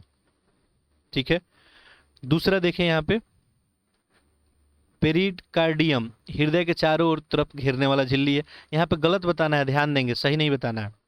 ठीक है, क्या बताना है? गलत बताना है। तो यहाँ पे पहला देखें, पेरिटोनियम जो है ब्रिक के चारों तरफ घेरने वाली झिल्ली है, बात सही है। और ये पेरिकार्डियम हृदय के चारों तरफ घेरने वाला झिल्ली है, भी बात सही है। यकृत मूत्र का जो है निर्माण करता है। ठीक है, निर्माण करता है यकृत, ये यहाँ पे थर्ड में दिया गया है। ब्रिक जो है यूरिया का निर्माण करता है। ये दोनों स्टेटमेंट ही उल्टा पलटी कर दिया है, दोनों गलत हो गया। तो क्या हो जाएगा? Option C. ठीक है, आगे देखिए क्वेश्चन नंबर 66। यहाँ पे देखिए संस्थान है और उनका स्थिति है। ठीक है, ये कहाँ जो है संस्थान स्थित है, यही आपको यहाँ पे बताना है। ठीक है, नीचे जो है, चलिए जूम इन कर देते हैं, देख लीजिए क्वेश्चन दिख रहा होगा। ऑप्शन आपको नीचे दिया गया है 4, पैरेलली आप लोग आंसर करते रहेंगे जरूर। ठीक है, आंसर जरूर करेंगे। देखिए केंद्रीय धान अनुसंधान संस्थान कहाँ पे है? ठीक है, केंद्रीय धान अनुसंधान संस्थान पता ही है आपको, कटक में है। तो ये का क्या हो गया? 4। तो यहाँ पे ए का 4 ऑप्शन बी में भी दिख रहा है हमको और डी में भी दिख रहा है। ठीक है, नेक्स्ट देखें, भारतीय जो है, तो ए का 4 हो गया, लिख लें यहाँ पे, भारतीय मृदा विज्ञान संस्थान। ठीक है, मृदा विज्ञान संस्थान कहाँ पे है आपको? भोपाल में है। ठीक है, 3 हो जाएगा। और नेक्स्ट देखें, अच्छा यहाँ पे देखिए 4-3, अच्छा अभी भी 4-3 है, अभी भी फैसला नहीं हुआ बी और डी में कौन होगा। सस्य वानिकी का राष्ट्रीय शोध केंद्र, ठीक है, तो ये राष्ट्रीय शोध केंद्र कहाँ पे है? ये आपको झांसी में है। तो ये 2 हो गया, और इस तरह से आपका आंसर क्या निकल गया? बी निकल गया। और लास्ट बचा national centre for agriculture economic and policy research, ये हो जाएगा नई दिल्ली में। तो 4-3-2-1, ठीक है, 2-1। आगे देखें, ये आपको कथन और कारण दिया है, चलिए जूम कर देते हैं, दिखे अच्छे से आपको। चूंकि यहाँ पे प्रिंट के बैकग्राउंड में थोड़ा सा लोगो भी इनका DIS का लगा हुआ है। तो देखिए क्या दिया है इसमें, अच्छा कथन कारण है, पहला देखें इसमें आपको क्या दिया है कि हृदय शूल को हृदयघात का पूर्वगामी कहते हैं, दोनों में समान प्रकार के दर्द रोगी महसूस होते हैं। बताना है इसमें कौन सा सही है। देखिए ये स्टेटमेंट यदि समझ में नहीं आया हो तो क्वेश्चन नंबर 67 यहाँ पे देख ले ध्यान से, क्या पूछा हुआ है आपसे। ठीक है, देखिए पहला है यहाँ पे, एंजीना जो है आपको, pectoris is known as the precursor of the heart attack. ठीक है, पहला है the patient feel same type of pain in both. ठीक है, यही स्टेटमेंट आपको पूछा गया है, बताना है इसमें कौन सा सही है, ध्यान देंगे। तो यहाँ पे दोनों स्टेटमेंट तो सही ही हैं, हृदयघात के पूर्वगामी जो है इसे कहते हैं हम लोग, दोनों में समान प्रकार के दर्द जो है महसूस होते हैं। लेकिन यहाँ पे कथन कारण की बात है, ये यार दोनों सही है, आर ए का सही व्याख्या करता है क्या? ठीक है, तो आर ए का जो है आपको सही व्याख्या नहीं करता है यहाँ पे। ठीक है, तो ऑप्शन क्या हो जाएगा? बी।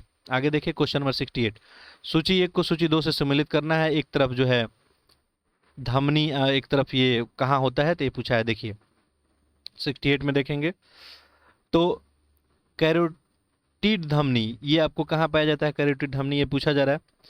ठीक है, ये आप देखेंगे तो विभिन्न अंगों को जो है क्या करता है, धमनियाँ क्या करती है, धमनियाँ काम क्या करता है? विभिन्न अंगों को शुद्ध रक्त को आपूर्ति करना। एक तो सीरा होता है, एक धमनी होता है। ठीक है, तो हृदय के पास जहाँ पे हृदय है, और यहाँ पे देखें कि हृदय में हमारा पंप लगा है, जैसे हमारे घरों में मोटर लगा रहता है। ठीक है, और मोटर क्या करता है? नीचे से पानी आपको टंकी में ले जाकर पहुँचाता है, ये काम करता है। हमारे शरीर में पंपिंग होता है, तो एक तरफ से हृदय यहाँ पे जो है शुद्ध रक्त को करते हुए, किडनी जो है रक्त को शुद्ध करता है, हृदय चारों तरफ इसको पहुँचाते रहता है। चलिए, तो इसका सही उत्तर आप लोग कर लिए होंगे। इसका सही आंसर क्या हो जाएगा, ध्यान देंगे, कैरोटिड धमनी। ठीक है, कैरोटिड धमनी जो है ये क्या हो जाएगा आपको? मस्तिष्क। ठीक है, एक आपको 3 हो जाएगा। इसके बाद कैरोनरी धमनी, ये हृदय हो जाएगा, तो एक हो जाएगा। उसके बाद मेंस्ट्रिक धमनी, ठीक है, मेंस्ट्रिक धमनी आहार नाल, तो ये 2 हो गया। और रीनल धमनी, ये ब्रिक हो गया, तो क्या हो गया, 4 ही हो गया। 3 1 2 4, देखिए 3 1 2 4, ऑप्शन डी आपका सही आंसर है। आगे देखें, चलिए क्वेश्चन नंबर हम लोग 69 को बढ़ते हैं। देखिए क्वेश्चन है आपको, आप लोग देख लें जो भी अंग्रेजी माध्यम वाले हैं, ठीक है। क्वेश्चन को थोड़ा सा आप लोग देख लें और पॉज करके जो है आंसर को आप सॉल्व करने का प्रयास करें। बाकी एक्सप्लेनेशन आप थोड़ी देर में देख ही लेंगे। देखिए, चलिए देखते हैं हम लोग, यहाँ पे ध्यान दीजिए। पहला है यहाँ पे, स्फिक्टर नामक कपाट मानव शरीर के निम्नलिखित में से कहाँ पाया जाता है। ये कहाँ पाया जाता है, तो ये आपको ग्रास नली और अमाशय के बीच पाया जाता है। पहला ही ऑप्शन सही निकल गया। नेक्स्ट देखिए, अगला है, निम्नलिखित में से किसे जो है मानव शरीर के ऊर्जा उत्पादन श्रेणी में रखा गया है। ऊर्जा उत्पादन के लिए कौन जिम्मेदार है, यही पूछा जा रहा है, सिंपल सा। देखिए, विटामिन से तो ऊर्जा आपको मिलता नहीं है, ठीक है। जल से ऊर्जा तो मिलता नहीं है, ठीक है। प्रोटीन से आपको और कार्बोहाइड्रेट यहाँ पे बचा, तो ऊर्जा उत्पादक की श्रेणी में किसे रखा गया है, यही पूछा जा रहा है आपसे। तो कार्बोहाइड्रेट से हमको सबसे अधिक ऊर्जा मिलता है हमारे शरीर में, ठीक है। तो ऊर्जा उत्पादन की श्रेणी में हमको इसी को रखा गया है, ठीक है। किसको, कार्बोहाइड्रेट को। अच्छा, प्रोटीन से हमें ऊर्जा मिलता है क्या, ठीक है, आपके लिए प्रश्न है, आप बताइए प्रोटीन से हमें ऊर्जा मिलता है क्या, ठीक है। आप लोग इसका कमेंट बॉक्स में आंसर कर सकते हैं। यहाँ पे जो है ऊर्जा उत्पादन सबसे अधिक कौन करता है, कार्बोहाइड्रेट करता है। आपको सबसे अधिक यदि भूख लगी हो तो आपको दें कि आप ये विटामिन खा लीजिए, ठीक है, तो आपको ऊर्जा जो है नहीं मिलेगा उससे, ध्यान रखेंगे, ठीक है। ऊर्जा जब मिलेगा कार्बोहाइड्रेट से ही मिलेगा। तो यहाँ पे चूंकि ऊर्जा उत्पादन के श्रेणी में रखा गया है, तो ये आपको यहाँ पे बी को हम लोग ऑप्शन सही मान सकते हैं, ठीक है। चलिए, बाकी एक क्वेश्चन आपके लिए यहाँ पे है, तो उसका आंसर आप जरूर करेंगे। निम्नलिखित में से कौन सी एक अक्रिय गैस वायुमंडल में नहीं पाई जाती है, अक्रिय गैस की बात हो रही है, ठीक है। तो इसका उत्तर सही क्या हो जाएगा, यहाँ पे देखिए, नियॉन है, आर्गन है, क्रिप्टन है और रेडॉन है। अक्रिय गैस रेडॉन जो है वायुमंडल में नहीं पाई जाती है, तो ऑप्शन डी हो जाएगा। निम्न पे विचार करना है, सिंधु, सतलज, ब्रह्मपुत्र, स्वर्णरेखा। ये पूछा जा रहा है कि उपरोक्त में से कौन सी पूर्ववर्ती नदियां है, ठीक है। पूर्ववर्ती नदियां कौन है, देखिए यहाँ पे देखिए, सिंधु, सतलज, ब्रह्मपुत्र, स्वर्णरेखा और सोन दिया है। सिंधु नदी, अच्छा देख लें आप एक बार इसके इंग्लिश स्टेटमेंट को देख लें, जिनको कन्फ्यूजन हो रहा होगा पूर्ववर्ती नदियाँ क्या होती है। देखिए क्वेश्चन नंबर कौन था, ये 72 था। देखिए, कंसीडर द स्टेटमेंट है यहाँ पे दिया गया, which of the above are the antecedent rivers. Antecedent river के बारे में पूछा जा रहा है। देखिए, तो यहाँ पे आपका सही आंसर क्या हो जाएगा, देखिए, चलो देखिए क्वेश्चन नंबर 72, तो यहाँ पे पूछा जा रहा है पूर्वोत्तर नदियों के बारे में, आंसर करेंगे साथ में। देखिए, पूर्वोत्तर मार्ग को जो अनुसरण करता है उसी को बोलते हैं, जैसे सिंधु है, सतलज है, आपको गंगा है, ब्रह्मपुत्र है, ये सब तो पूर्वोत्तर नदियों का उदाहरण है। स्वर्ण रेखा वगैरह की बात करेंगे, सोन, चंबल जो भी है, ये अध्यारोपित नदियाँ का उदाहरण है। तो यहाँ पे सही उत्तर क्या हो जाएगा आपका, आप लोग आंसर कर लिए होंगे। अब देखिए 72 का क्या हो जाएगा, बी, ये सिंधु, सतलज और ब्रह्मपुत्र, ये जो है, तो यहाँ पे ऑप्शन क्या हो जाएगा, बी। आगे देखें, निम्न कथनों पर विचार करना है, ये ज्योग्राफी का क्वेश्चन है आपको। यह जो है आल्पस पर्वत के उत्तरी ढाल के सहारे उतरने वाली गर्म और शुष्क पवन है। इसका सर्वाधिक प्रभाव स्विट्जरलैंड में होता है। अब बताना है कौन सा पवन है जिसके बारे में विशेषता बताया जा रहा है, ठीक है। तो देखिए, पवन के बारे में बताया जा रहा है, ये आल्पस पर्वत के उत्तरी ढाल के सहारे उतरने में गर्म और शुष्क है, इसके सर्वाधिक प्रभाव स्विट्जरलैंड में देखा जाता है। सही ऑप्शन क्या हो जाएगा आपका, डी हो जाएगा। आगे देखें, क्वेश्चन नंबर 74 देखें, निम्न युग्मों में से कौन सा एक सही सुमेलित है, उत्तर करें इसका, कौन सा सही सुमेलित है पूछा जा रहा है। लिथोफाइट, कठोर चट्टानों पर उगने वाला वनस्पति। हेलोफाइट, जल की ऊपरी सतह पर उगने वाला वनस्पति। देखिए, हेलोफाइट क्या होता है, नमकीन जो आपको मिट्टी होता है उसी का वनस्पति हेलोफाइट होता है, ये तो गलत हो गया। नेक्स्ट है आपको पायरोफाइट। पायरोफाइट क्या होता है, अग्नि प्रतिरोधी वनस्पतियां होती है, तो ये भी गलत हो गया। नेक्स्ट, उपरोक्त सभी सही सुमेलित है। पहला सही है आपको, लिथोफाइट जो है कठोर चट्टान पे उगने वाले वनस्पतियों को बोलते हैं, तो 74 का ऑप्शन ए हो जाएगा। नेक्स्ट देखते हैं 75 देखें, आपको बताना है इसमें से कौन सा युग्म जो है सही सुमेलित है, कितना जोड़ा जो है, कौन सा जोड़ा इसमें सही सुमेलित है ये बताना है। देखिए, तो पहला दिया है आपको शू नहर, सुपीरियर झील को ह्यूरन झील से जोड़ता है शू नहर, ये बात सही है। कील नहर, कील नहर का क्या दिया है आपको यहाँ पे कि बाल्टिक सागर को आर्टिक सागर से जोड़ता है, ये तो गलत हो गया। कील नहर जो है पश्चिमी जर्मनी को उत्तरी सागर के बाल्टिक सागर से जोड़ता है। स्वेज नहर भूमध्य सागर को लाल सागर से, तो ये बात बिल्कुल सही है, हम लोग डिस्कस भी किए थे। तो 75 का क्या हो जाएगा आपका 1 और 3। आगे देखें, हाँ 1 और 3 सही है। नेक्स्ट है आपको प्रोबायोटिक पद किसके लिए प्रयोग किया जाता है, प्रोबायोटिक ये बताना है। तो ये किसके लिए किया जाता है, सजीव जो है सूक्ष्मजीव खाद्य संपूरक के लिए किया जाता है, ऑप्शन डी हो जाएगा। ठीक है, आगे देखें। अगला है निम्नलिखित जनजातियों में से कौन से एक पामीर पठार के क्षेत्र में निवास करता है। पामीर के पठार में जो है किसका निवास है, यही पूछा जा रहा है। ठीक है, तो इनमें देखेंगे तो एक खिरगिज, इनका जो है पामीर पठार में निवास हो जाएगा। आगे देखें, आपको अभिकथन है और कारण है, ध्यान देंगे। पहला है पाकिस्तान में वर्षा का अभाव होते हुए भी यहाँ एक कृषि प्रधान देश है, यहाँ नहरों का जाल बिछा हुआ है, बताना है कौन सा कथन आपको सही है। क्वेश्चन नंबर है आपको 78। ठीक है, आंसर करेंगे। बिल्कुल बात सही है कि पाकिस्तान में जो है वर्षा का अभाव है, लेकिन यहाँ नहरों का जाल बिछा हुआ है, ये तो बात बिल्कुल सही है, हम लोग डिस्कस भी किए थे। नहरों वाला जो है देश किसको बोला जाता है, तो ये सही है और ये भी सही है, तो ऑप्शन क्या हो जाएगा, ये सही हो जाएगा। ठीक है, पाकिस्तान को नहरों वाला देश भी बोलते हैं हम लोग। 79 देखें, क्वेश्चन नंबर 79। ठीक है, ये अंग्रेजी का क्वेश्चन आपको विजुअल होगा अभी। ठीक है, वीडियो को पॉज करके फिर आप सेम प्रोसेस अपना सकते हैं। ठीक है, चलिए देख ले। देखिए, हमारा ये कर्तव्य और फर्ज बनता है कि जो भी अंग्रेजी माध्यम के बच्चे हैं उनके लिए भी क्वेश्चन शो किया जाए।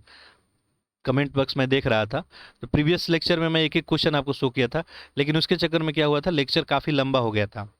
ठीक है, तो इस बात को लेकर बहुत लोगों को आपत्ति भी होगी और कुछ लोग कमेंट भी किए हैं। तो बाकी देखिए, हमारा टारगेट यही होता है कि मिनिमम टाइम में जो है आपको सही जो है कंटेंट जो है सही तरीके से आपको इसको सॉल्व कर लिया जाए। देखिए 79 में देखेंगे, पूछा है अफ्रीकी महाद्वीप में निम्नलिखित देशों में कौन सा हॉर्न ऑफ अफ्रीका के अंतर्गत आता है। और ये भी देखिए हॉर्न ऑफ अफ्रीका ये हम लोग मैप से कवर किए थे। ठीक है, इसको शायद हम लोग मैप से देखे थे। तो पूछा है कि कौन हॉर्न ऑफ अफ्रीका में आता है। यहाँ पे देखिए जिबूती, और इसके बाद कौन था इसमें, सोमालिया था, और आपको इथोपिया, यही था। ऑप्शन डी आपको क्या हो जाएगा, सही हो जाएगा। आगे देखिए, निम्नलिखित में से कौन सा एक मेलानेशिया द्वीप समूह का भाग नहीं है। मेलानेशिया द्वीप समूह का भाग कौन नहीं है, टोंगा नहीं है। आगे देखें, निम्नलिखित देशों में किन देशों से होकर भूमध्य रेखा गुजरती है। क्वेश्चन ऑलरेडी डिस्कस हो चुका है।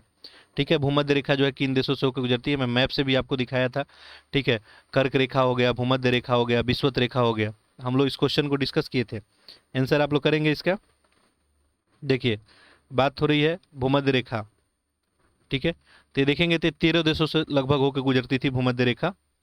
तो यहाँ पे क्या हो जाएगा आपको, गैबोन, मालदीव, युगांडा और केन्या, तो ये सारे देशों से होकर गुजरता था। ठीक है, मैप में हम लोग इसको देखे थे, ये मैप का क्वेश्चन भी है आपको। तो क्या हो जाएगा, डी ऑप्शन। नेक्स्ट देखें, ये सत्य कथन आपको बताना है। अच्छा, बताना है इसमें कौन कौन सा सही है। ठीक है, देखिए पहला यहाँ पे एवोशीनिया पठार पूर्वी अफ्रीका में स्थित है, बात सही है। ओकुवांगी द्रोणी दक्षिणी पश्चिमी अफ्रीका में स्थित है, यह भी सही है। एटलस पर्वत अफ्रीका महाद्वीप का उत्तरी पश्चिम में स्थित है, तो ये भी एक तरह से इसमें मैपिंग का यूज किया गया है आपका, और मैपिंग से क्वेश्चन तो अक्सर पूछे जाते हैं। ऑप्शन क्या हो जाएगा, सी।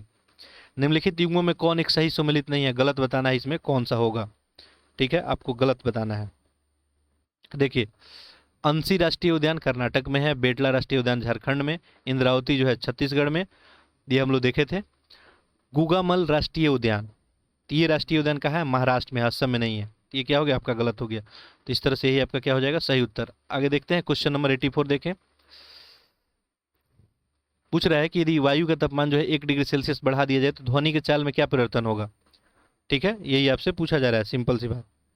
आपको ध्वनि के बारे में पता ही होगा, आप जैसे ही टेम्परेचर बढ़ाएंगे तो ध्वनि का चाल क्या हो जाएगा, आपको बढ़ जाएगा, 0.61 मीटर पर सेकंड से बढ़ जाएगा।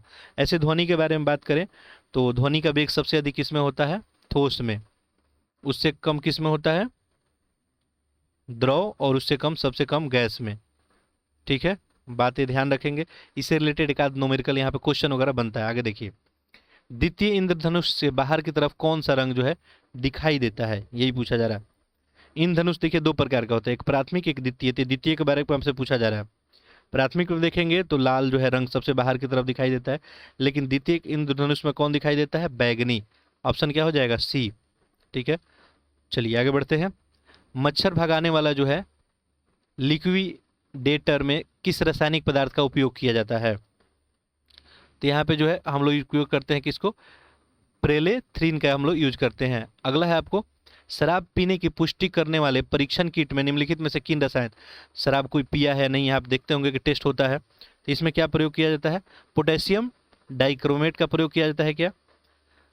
ठीक है, सोडियम डाइक्रोमेट, सल्फ्यूरिक अम्ल, हाइड्रो, बताना है ये चारों कूट जो दिया गया है इसमें कौन सा सही होगा। ठीक है, अभी आपको दिख रहा होगा ऑप्शन। ठीक है, सही आंसर करेंगे। देखिए, पोटेशियम डाइक्रोमेट का इस्तेमाल किया जाता है और सल्फ्यूरिक अम्ल का भी, ये दोनों का इस्तेमाल किया जाता है। ऑप्शन क्या हो जाएगा आपका, ए हो जाएगा। आगे देखें, निम्नलिखित कथनों पर विचार करना है। देखिए, पहला क्या है, महान हिमालय को हिमाद्री पर्वत श्रेणी कहा जाता है। पीर पंजाल श्रेणी मध्य हिमालय में स्थित है। कारागंडा जो है आपको, कारागंडा लौह खनिज उत्पादक क्षेत्र यूक्रेन में स्थित है। बताना है इसमें असत्य कथन बताना है। देखिए, इसमें भी क्या पूछा है, असत्य कथन। तो असत्य इसमें कौन सा है, तो देखिए पहला है महान हिमालय हिमाद्री पर्वत श्रेणी में आता है, बात तो सही है। पीर पंजाल श्रेणी जो है मध्य हिमालय में स्थित है। ठीक है, ये भी बात सही है। ये कारागंडा लौह जो है आपको, कारागंडा लौह खनिज उत्पादन क्षेत्र यूक्रेन में स्थित है। तो ये यूक्रेन में नहीं है, कहाँ है, कजाकिस्तान में है। तो ये तो गलत हो गया, गलत ही बताना था, ऑप्शन सी हो जाएगा। आगे देखते हैं क्वेश्चन नंबर 89। ठीक है, 89 देखते हैं। बाकी आप लोग जो है इस क्वेश्चन को देख लें और उत्तर करने का प्रयत्न करें। ठीक है, ट्राई करें इसका आंसर करने का। ठीक है, वीडियो को जो है आप लोग थोड़े बस माइनर ऑफ सेकंड के लिए पॉज कर लेंगे और इसका आंसर करने का प्रयत्न करेंगे। बाकी क्वेश्चन इसी फॉर्मेट में है। देखिए, क्वेश्चन नंबर 89 है, निम्नलिखित बंदरगाहों में कौन सा एक सबसे बड़े सबसे दक्षिणी में स्थित है, सबसे दक्षिणी में। ठीक है, ये भी एक तरह से आपको मैपिंग का ही क्वेश्चन पूछा गया। तो देखेंगे आप, तो ये हल्दिया, हल्दिया तो पश्चिम बंगाल में पड़ता है आपको। कांडला जो है कहाँ पड़ता है, गुजरात में पड़ता है। पारादीप कहाँ पड़ता है, उड़ीसा में। और एक और यहाँ कौन दिया है, मरमेगांव, ये गोवा में पड़ता है। तो यहाँ पे सबसे दक्षिणी में पूछा है। ठीक है, सबसे दक्षिणी में, तो ये आपका ईस्ट हो गया, ये वेस्ट हो गया, ये नॉर्थ हो गया, ये साउथ हो गया। तो सबसे दक्षिणी में इसमें गोवा अलग हो जाएगा। ठीक है, तो ऑप्शन क्या हो जाएगा, मरमुगांव, मरमुगांव। ठीक है, तो ऑप्शन क्या हो जाएगा, बी। ठीक है, आगे देखिए, निम्नलिखित युग्मों पर विचार करना है, बताना है इसमें कौन सा सही सुमेलित नहीं है, गलत बताना है। ठीक है, देखिए इसमें कुछ गलत ही अधिक क्वेश्चन पूछा जा रहा है कि आप बताइए गलत, सही नहीं गलत बताइए। हो सकता है एग्जाम में भी आपसे ऐसे पूछा जाए। पुष्कर अरावली पहाड़ी, ओंकेश्वर मंदाता पहाड़ी और श्रीशैलम आपको शतमाला पहाड़ी। ठीक है, तो देखिए यहाँ पे जो आपका सही आंसर क्या हो जाएगा, ध्यान देंगे तो पुष्कर अरावली पहाड़ी ओंकेश्वर, और यहाँ पे श्रीशैलम सतमाला पहाड़ी। श्रीशैलम जो है आंध्र प्रदेश के कुर्नूल जिले में पड़ता है, तो ये तो गलत हो गया। ठीक है, तो आपका ऑप्शन क्या हो जाएगा, ये यहाँ पे थर्ड जो है गलत बताना था ना, तो थर्ड ही आपको सही, यानी ऑप्शन सी हो जाएगा। आगे देखिए, और ये जो आपको जो है नलमाला पर्वत पर स्थित है, तो सतमाला पहाड़ी में स्थित नहीं है। आगे देखिए, अगला क्वेश्चन 91 है, अमलाई, राजमुंद्री और बल्लारपुर औद्योगिक स्थल किस एक उद्योग के लिए प्रसिद्ध है। ये किसके लिए प्रसिद्ध है आपसे पूछा जा रहा है। ठीक है, देखिए तो ये किसके लिए, कागज उद्योग के लिए प्रसिद्ध है। कोयला क्षेत्र है और एक तरफ अवस्थिति है। बताना है इसमें कौन सही सुमेलित नहीं है, गलत यहाँ भी बताना है आपको। ठीक है, क्या बताना है, गलत बताना है।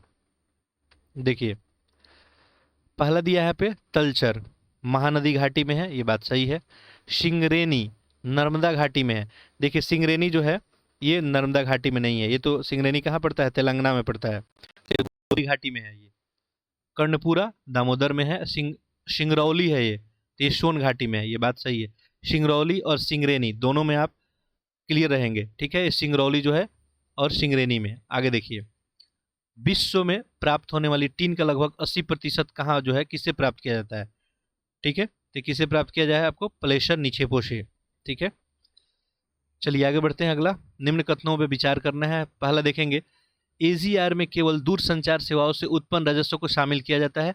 वर्तमान में राष्ट्रीय आय मापन हेतु आधार वर्ष 11-12 रखा गया है। देखिए, राष्ट्रीय आय जो मेजर किया जाता है तो उसके लिए आपको रेफरेंस ईयर 11-12 रखा गया है। क्या बताना है कौन सा इसमें कथन सत्य है? सत्य बताना है यहाँ पे। तो देखिए, एजीआर में केवल दूरसंचार सेवाओं को उत्पन्न राजस्व को शामिल किया जाता है। ठीक है, बात सही है। राष्ट्रीय आय के लिए जो आधार वर्ष है ये 2011-12 ही है। अच्छा देखिए, कभी आप कंपेयर कीजिएगा कि मान लीजिए अधिक है, बढ़ा है या घटा है, जीडीपी है, राष्ट्रीय आय है, कुछ भी, तो आप किसी न किसी से कंपेयर ही करेंगे। तो उसके लिए आधार वर्ष 2011-12 रखा गया है। आप ऑप्शन क्या हो जाएगा आपका? सी। ठीक है, आगे देखें। एडजस्ट ग्रास वैल्यू की बात की गई थी ये। ठीक है, एडजस्टेड ग्रास वैल्यू। देखिए, इस क्वेश्चन को देख ले एक बार। 94 इकोनॉमिक्स का क्वेश्चन जो है, जब भी आपको हिंदी में प्रॉब्लम करे अंग्रेजी को जरूर देख लें। ठीक है, पहला क्या लिखा था? The revenue generated from the telecom service only include in AGR. ठीक है, चलिए आगे देखते हैं हम लोग क्वेश्चन नंबर 95। ठीक है, चलिए 95 देखिए। ये आपको इकोनॉमिक्स का क्वेश्चन यहाँ से स्टार्ट हुआ। निम्नलिखित में से किस एक स्थापना सबसे बाद में हुआ? किसका स्थापना सबसे बाद में हुआ, यही पूछा जा रहा है। देखिए, यहाँ पे औद्योगिक वित्त निगम है। ठीक है, औद्योगिक वित्त निगम का स्थापना कब हुआ था? 1948 में। नेक्स्ट है आपको औद्योगिक ऋण और निवेश निगम, इसका स्थापना हुआ था 1955 में। नेक्स्ट है आपको भारतीय औद्योगिक विकास बैंक, आईडीबीआई की बात की जा रही है। ये आईसीआईसी है। ठीक है, आईसीआईसीआई, और ये आईडीबीआई की बात पूछी जा रही है। तो ये कब स्थापित हुआ था? ये आपको 1964 में। और भारतीय औद्योगिक विकास बैंक, ठीक है, यानी नाबार्ड की बात हो रही है। नहीं, नाबार्ड नहीं, आईडीबीआई की। आईडीबीआई है ना ये। ठीक है, नाबार्ड तो क्या हो जाएगा? कृषि ग्रामीण विकास बैंक हो जाएगा। ठीक है, तो भारतीय औद्योगिक विकास बैंक का स्थापना कब हुआ? 1964 में हुआ है। अच्छा, ये कृषि ग्रामीण है, थोड़ा सा देखिए यहाँ पे, ये नाबार्ड ऊपर ही पूछा हुआ है। कभी कभी दिमाग इधर उधर पढ़ लेता है क्वेश्चनों को। नाबार्ड ऊपर पूछा हुआ है। नाबार्ड का स्थापना कब हुआ था? तो नाबार्ड का 1982 में हुआ था। ठीक है, और यहाँ पे औद्योगिक विकास बैंक की बात हो रही है, तो इसका स्थापना हुआ था 1964 में। क्वेश्चन में पूछा क्या गया है? सबसे बाद में। तो सबसे बाद में देखिए कौन दिख रहा है? 1982, यानी नाबार्ड ही हो जाएगा। ऑप्शन सी हो जाएगा। आगे देखें, कथन और कारण दिया गया है। देखिए, एक तरफ आपको बताना है कौन सा इसमें सही है। 96 देखेंगे तो पहला देखेंगे यहाँ पे 96 में, तो पहला क्या दिया है? भुगतान संतुलन में मौलिक असंतुलन आने की स्थिति में मुद्रा का अवमूल्यन किया जाता है। इससे आयात महंगे हो जाते हैं और निर्यात सस्ते हो जाते हैं। बताना है कौन सा सही है। ठीक है, क्वेश्चन नंबर 96 थोड़ा सा देख ले आप लोग, किसी किसी को समझ में क्वेश्चन हो सकता है नहीं आया हो। क्वेश्चन नंबर 96 देखें, स्टेटमेंट वाला क्वेश्चन है। If fundamental imbalance arise in the balance of payments, currency is de-evaluated, it makes import expensive and export cheaper। ठीक है, अब क्लियर हो गया होगा। तो इकोनॉमिक्स के क्वेश्चन में और ज्योग्राफी के क्वेश्चन में जहां आपको प्रॉब्लम है, अंग्रेजी का मदद बिल्कुल ले। तो देखिए, अब क्लियर क्वेश्चन हो गया होगा। सही ऑप्शन क्या हो जाएगा? देखिए, भुगतान संतुलन में मौलिक असंतुलन के आने की स्थिति में मुद्रा का अवमूल्यन किया जाता है और इससे आयात महंगे हो जाते हैं, निर्यात सस्ते हो जाते हैं। यहाँ दोनों सही हो जाएगा, ऑप्शन ए सही हो जाएगा। आगे देखिए, निम्नलिखित में से कौन सा राजकोषीय नीति उद्देश्य में सम्मिलित है? राजकोषीय जो नीति बनता है, ठीक है, कोई भी नीति बनाया जाता है फायदे में रहने के लिए, तो यहाँ पे इसके बारे में पूछा जा रहा है, राजकोषीय नीति के बारे में बताइए। तो देखिए, पूंजी निर्माण, उद्देश्य क्या होता है? पूंजी निर्माण, संतुलन क्षेत्रीय विकास हो, सारे क्षेत्र में विकास हो, संसाधनों का जो है आवंटन सही तरीके से किया जाए और रोजगार सृजन किया जाए, सारा उद्देश्य होता है राजकोषीय नीति का। ठीक है, जब भी बजट वगैरह बनाया जाता है तो ये बजट का उद्देश्य सारा होता है। तो क्या हो जाएगा? 1 2 3 4 सारा हो जाएगा, ऑप्शन सी। देखिए, क्वेश्चन नंबर 98 देखते हैं। ठीक है, देखिए ये क्वेश्चन आपको दिख रहा होगा, तो अंग्रेजी वाले जो है इसको वीडियो को यहाँ पॉज कर लेंगे और क्वेश्चन को सॉल्व करेंगे। ठीक है, चलिए आगे देखते हैं हम लोग। देखिए, विश्व के 80% सक्रिय ज्वालामुखी निम्नलिखित में से किन पेटियों में पाए जाते हैं? 80%। ज्वालामुखी के बारे में हम लोग बात तो ऑलरेडी किए ही थे, आपको पता होगा ही। तो इनिशियल में आप लेक्चर यदि देखे होंगे, प्रॉब्लम आपको ज़्यादा इस पेपर को सॉल्व करने में नहीं आ रहा होगा। अटलांटिक पेटी में जो है सबसे अधिक सक्रिय ज्वालामुखी, यहाँ पे अटलांटिक पेटी है। देखिए, अटलांटिक पेटी में अच्छा सबसे अधिक सक्रिय ज्वालामुखी किस में पाया जाता है, ये पूछा जा रहा है। महासागरीय पेटी है, अटलांटिक है, मध्य महासागरीय पेटी है और परिप्रशांत पेटी है। ठीक है, तो यहाँ पे देखेंगे सबसे अधिक पूछा है तो मध्य महासागरीय पेटी में पाई जाती है और परिप्रशांत पेटी में। ये 3-4 हो जाएगा, ऑप्शन बी ही आपका सही उत्तर होगा। चलिए, निम्नलिखित में से कौन सा एक यूरोपीय देश वेनिलिक्स संगठन का सदस्य नहीं है? बेनिलिक्स, ठीक है, वेनिलिक्स का सदस्य कौन नहीं है, ये पूछा जा रहा है। बेनिलिक्स जो है 3 यूरोपीय देश हैं, इसमें बेल्जियम, नीदरलैंड और लग्जमबर्ग है। बेल्जियम, नीदरलैंड और लग्जमबर्ग, तो कौन इसमें उत्तर हो जाएगा आपका? नॉर्वे नहीं है।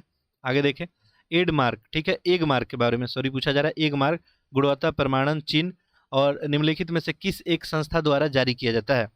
एगमार्क जो है किस संस्था के द्वारा जारी किया जाता है, ये पूछा जा रहा है। ये देखिए, विपणन और निरीक्षण निदेशालय द्वारा जारी किया जाता है। ठीक है, चलिए इस क्वेश्चन को देख लेते हैं हम लोग। क्वेश्चन नंबर कितना था? 100 था ना। हाँ, ये एगमार्क जो है किनके द्वारा जारी किया जाता है, यही पूछा गया था आपको। तो ये आपको directorate of marketing and inspection. आगे देखते हैं क्वेश्चन नंबर 101। देखिए, निम्नलिखित युग्मों में कौन एक सही सुमेलित नहीं है, पूछा गया। बताइए कौन सही नहीं। अच्छा, वीडियो जिनको भी स्लो लग रहा होगा वो लोग फास्ट करके सुनेंगे। ठीक है, देखेंगे इसको। तो यहाँ पे स्टॉक एक्सचेंज है, शेयर सूचकांक है। आपको क्या बताना है, गलत कौन यहाँ पे है, सही कौन नहीं है। ठीक है, आप देखिए, जर्मनी में जो है आप देखेंगे तो मिड डेक्स बोलते हैं, थाईलैंड में सेट बोलते हैं, यूएसए में क्या दिया है, टाइक्स।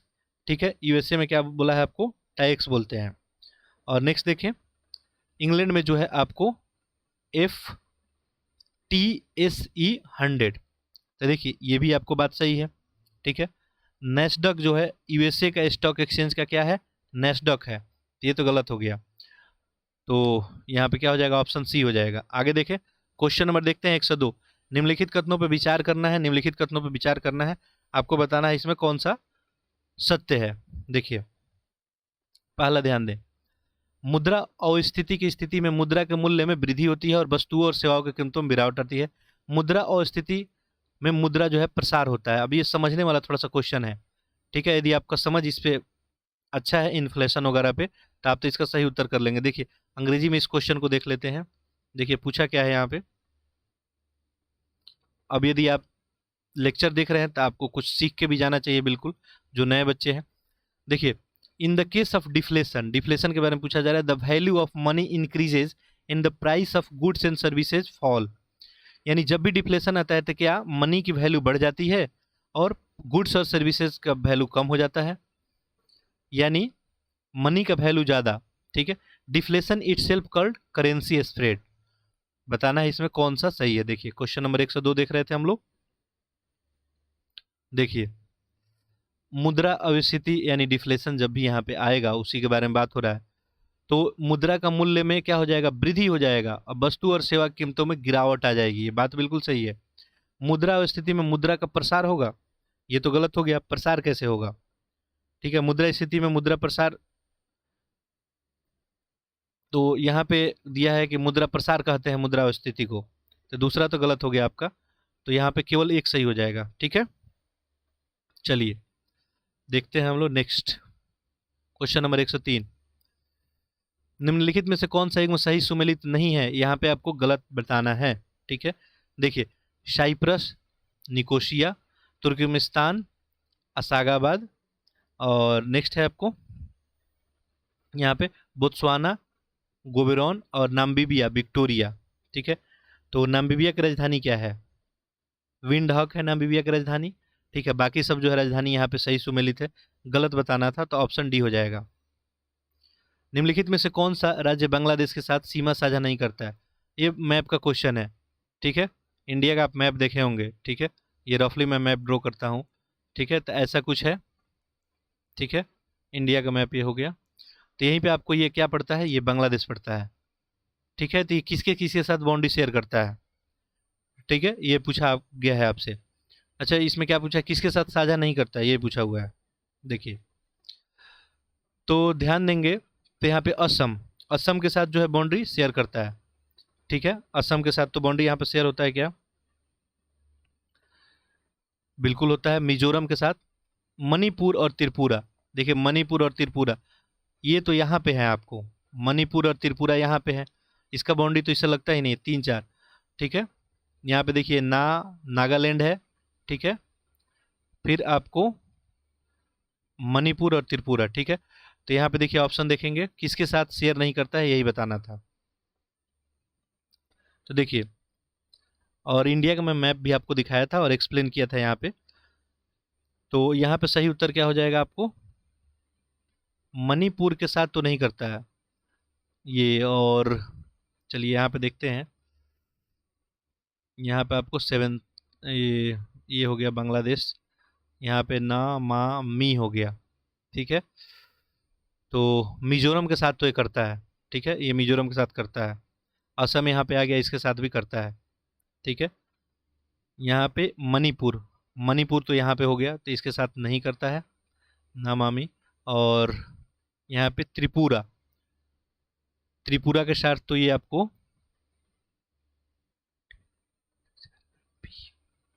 त्रिपुरा के साथ भी करता है।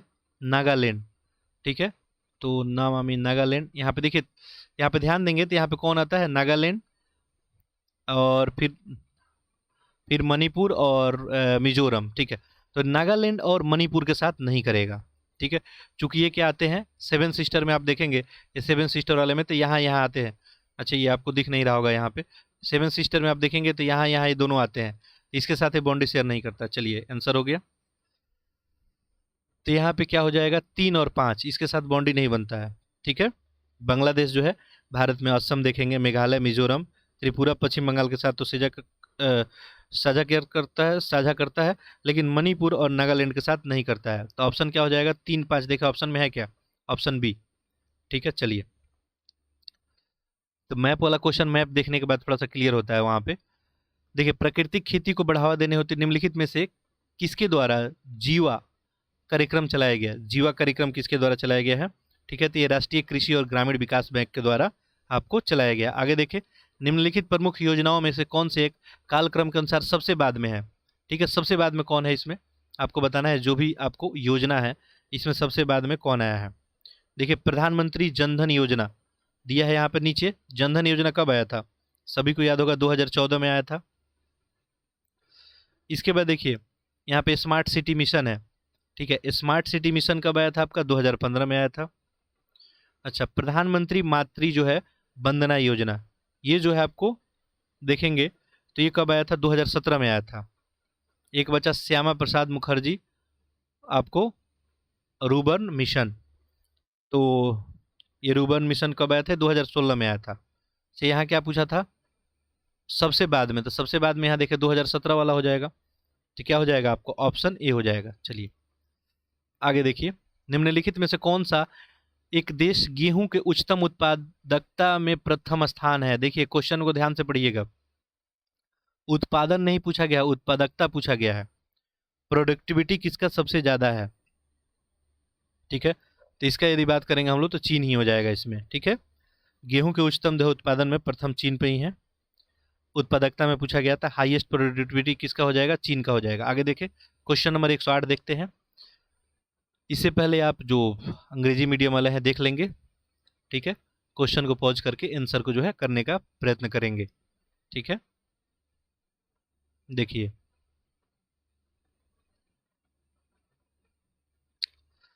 चलिए देखते हैं नेक्स्ट क्वेश्चन हम लोग।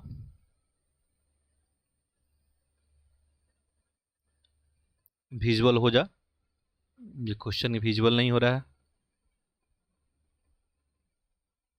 1 मिनट। हाँ चलिए, विजुअल हो गया, क्वेश्चन नंबर 108 ही दिखना था। ठीक है, ओके, थोड़ा कभी कभी सॉफ्टवेयर रिलेटेड इशू आता है। देखिए, निम्नलिखित कथनों पर विचार करना है। यहाँ पे 2-3 कथन दिया है, आपसे पूछा है कौन सा सही है। देखिए, स्वर्ण के भंडार में विश्व में प्रथम चीन है। स्वर्ण के भंडार में विश्व में प्रथम कौन है, चीन नहीं है, ऑस्ट्रेलिया है, तो गलत हो गया। स्वर्ण के उत्पादन में प्रथम स्थान पे ऑस्ट्रेलिया है, स्वर्ण के उत्पादन में प्रथम स्थान पे क्या है, आपको चीन है। दोनों ही आपको गलत कर दिया है। देखिए, एक उत्पादन होता है, एक भंडारण। जरूरी नहीं है कि जिसके पास ज्यादा भंडारण हो उत्पादन भी ज्यादा करे। ठीक है, दोनों स्टेटमेंट गलती हो गया। विश्व में हीरे का सर्वाधिक उत्पादक रूस द्वारा किया जाता है। उत्पादन, हीरे का उत्पादन सबसे ज्यादा जो है रूस के द्वारा किया जाता है, बात ये सही है। तो यहाँ पे ऑप्शन जो देखें केवल सी, सॉरी केवल 3। आगे देखें, अगला क्वेश्चन है, तापीय विलोमता का आशय क्या है?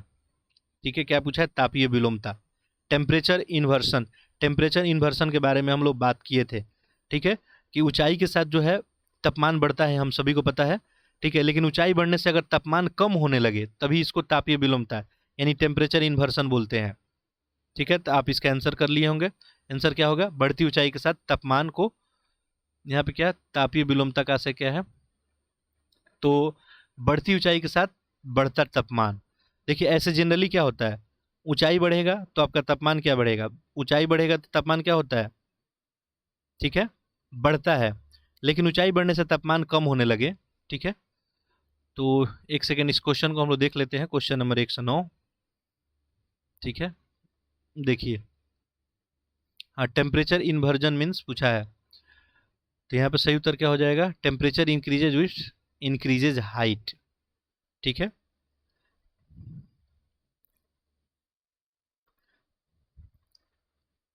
आप देखेंगे तो टेम्परेचर जो है रिड्यूस होने लगे अगर हाइट के साथ, तो उसी को बोलते हैं टेम्परेचर क्या होने लगे? रिड्यूस होने लगे। ऑप्शन देखें, temperature reduce increase in height. ठीक है, तो यहाँ पे जो है ऑप्शन क्या हो जाएगा आपका? ध्यान देंगे। ठीक है, ऐसे तो जनरली क्या होता है आपको पता ही होगा कि अगर टेम्परेचर क्या होगा आपको? इंक्रीज होगा। ठीक है, इंक्रीज इन टेम्परेचर, तो इंक्रीज एल्टीट्यूड अगर हो रहा है तो टेम्परेचर इन्वर्जन इसी को बोलते हैं। जनरली क्या होता है, टेम्परेचर जो है रिड्यूस होता है आपको एल्टीट्यूड, ऊंचाई बढ़ने के साथ साथ। ठीक है, ऊंचाई बढ़ने के साथ साथ टेम्परेचर क्या होता है आपका? घटता है। ठीक है, ऊंचाई अगर बढ़ेगा, ध्यान देंगे, ये हम लोग ऑलरेडी क्वेश्चन किए थे, ऊंचाई जो है आपको बढ़ेगा तो टेम्परेचर क्या होगा? रिड्यूस होगा। तो इसी का उल्टा देख लें, ऊंचाई बढ़ेगा तो टेम्परेचर बढ़ेगा, तो बढ़ती ऊंचाई के साथ तापमान जो है बढ़ेगा, यही उसका उल्टा हो जाएगा। चलिए, ऑप्शन क्या हो जाएगा? सी। आगे देखें, कनात सिंचाई व्यवस्था अपनाई गई है, ये जो है सिंचाई व्यवस्था कहाँ अपनाई गई है? तो ये मध्य पूर्व में आपको अपनाई गई है। आगे देखें, कथन कारण दिया गया है, पहला देखें अभिकथन और दूसरा कारण। पहला देखिए, उत्तर प्रदेश को बौद्ध धर्म का पालना कहा जाता है, गौतम बुद्ध का अधिकांश सन्यासी जीवन उत्तर प्रदेश में ही व्यतीत हुआ। बताना है इसमें कौन सा स्टेटमेंट आपको सही है। जूम इन कर लेते हैं, देखिए इसका आंसर करेंगे, इसका सही उत्तर क्या हो जाएगा? सही बात है, बौद्ध धर्म का पालना इनको कहा जाता है और अधिकांश सन्यासी जीवन यहाँ व्यतीत भी हुआ था, तो ऑप्शन क्या हो जाएगा? ए। आगे देखें, क्वेश्चन नंबर 112। देखिए, उत्तर प्रदेश का कौन सा जिला गोखर पहाड़ पे चट्टानों को काटकर निर्मित 24 जो है तीर्थंकरों की प्रतिमाओं हेतु विख्यात है? ये जो है कौन सा विख्यात है? तो ये है महोबा। ठीक है, आगे देखें, उत्तर प्रदेश का एकमात्र परमाणु संयंत्र नरौरा जो है किस जिले में स्थित है? ये पूछा गया है। नरौरा कहाँ है? बुलंदशहर में है। आगे देखें, निम्नलिखित में से कौन सा एक कानपुर में स्थित नहीं है? कानपुर में इसमें कौन सा स्थित नहीं है, यही बताना है। देखिए, उत्तर प्रदेश का वस्त्र प्रौद्योगिकी संस्थान, ये बिल्कुल सही है। नेक्स्ट है आपको राजकीय चर्म संस्थान, ये भी है। नागरिक उड्डयन प्रशिक्षण केंद्र, नागरिक उड्डयन प्रशिक्षण केंद्र जो है आपको ये प्रयागराज जिले में है, तो यही आपका क्या हो जाएगा? सही। तो यहाँ पर गलत चूंकि बताना था, तो ऑप्शन सी आपका सही उत्तर हो जाएगा। निम्नलिखित में से कौन जो है कृषि वित्त का गैर संस्थागत स्रोत नहीं है? ठीक है, कौन नहीं है ये बताना है। तो देखिए, सहकारी समितियां इसकी नहीं है। कृषि वित्त का जो है गैर संस्थागत स्रोत नहीं है, कौन? सहकारी समितियां। आगे देखिए, उत्तर प्रदेश के निम्नलिखित जिले में से कौन सा एक नगरीय जनसंख्या की दृष्टि से न्यूनतम है? अब हम लोग इसके ऊपर डिस्कशन बहुत अच्छे से किए थे, तो नगरीय जनसंख्या के ऊपर पूछा जा रहा है कौन जो है आपको सबसे कम है। ठीक है, नगरीय जनसंख्या में श्रावस्ती जो है सबसे कम है। आगे देखिए,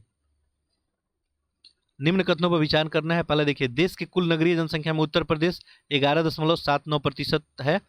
2011 की जनगणना के अनुसार नगरीय जनसंख्या में उत्तर प्रदेश पहले स्थान पे है। देखिए, देश में कुल नगरीय जनसंख्या में देखेंगे तो उत्तर प्रदेश का जो है बात करेंगे तो ये आपका लगभग 11.79% आएगा, लेकिन 2011 में जनगणना के अनुसार नगरीय जनसंख्या में बात करेंगे तो यहाँ पे क्या दिया है आपको? उत्तर प्रदेश प्रथम स्थान पे है।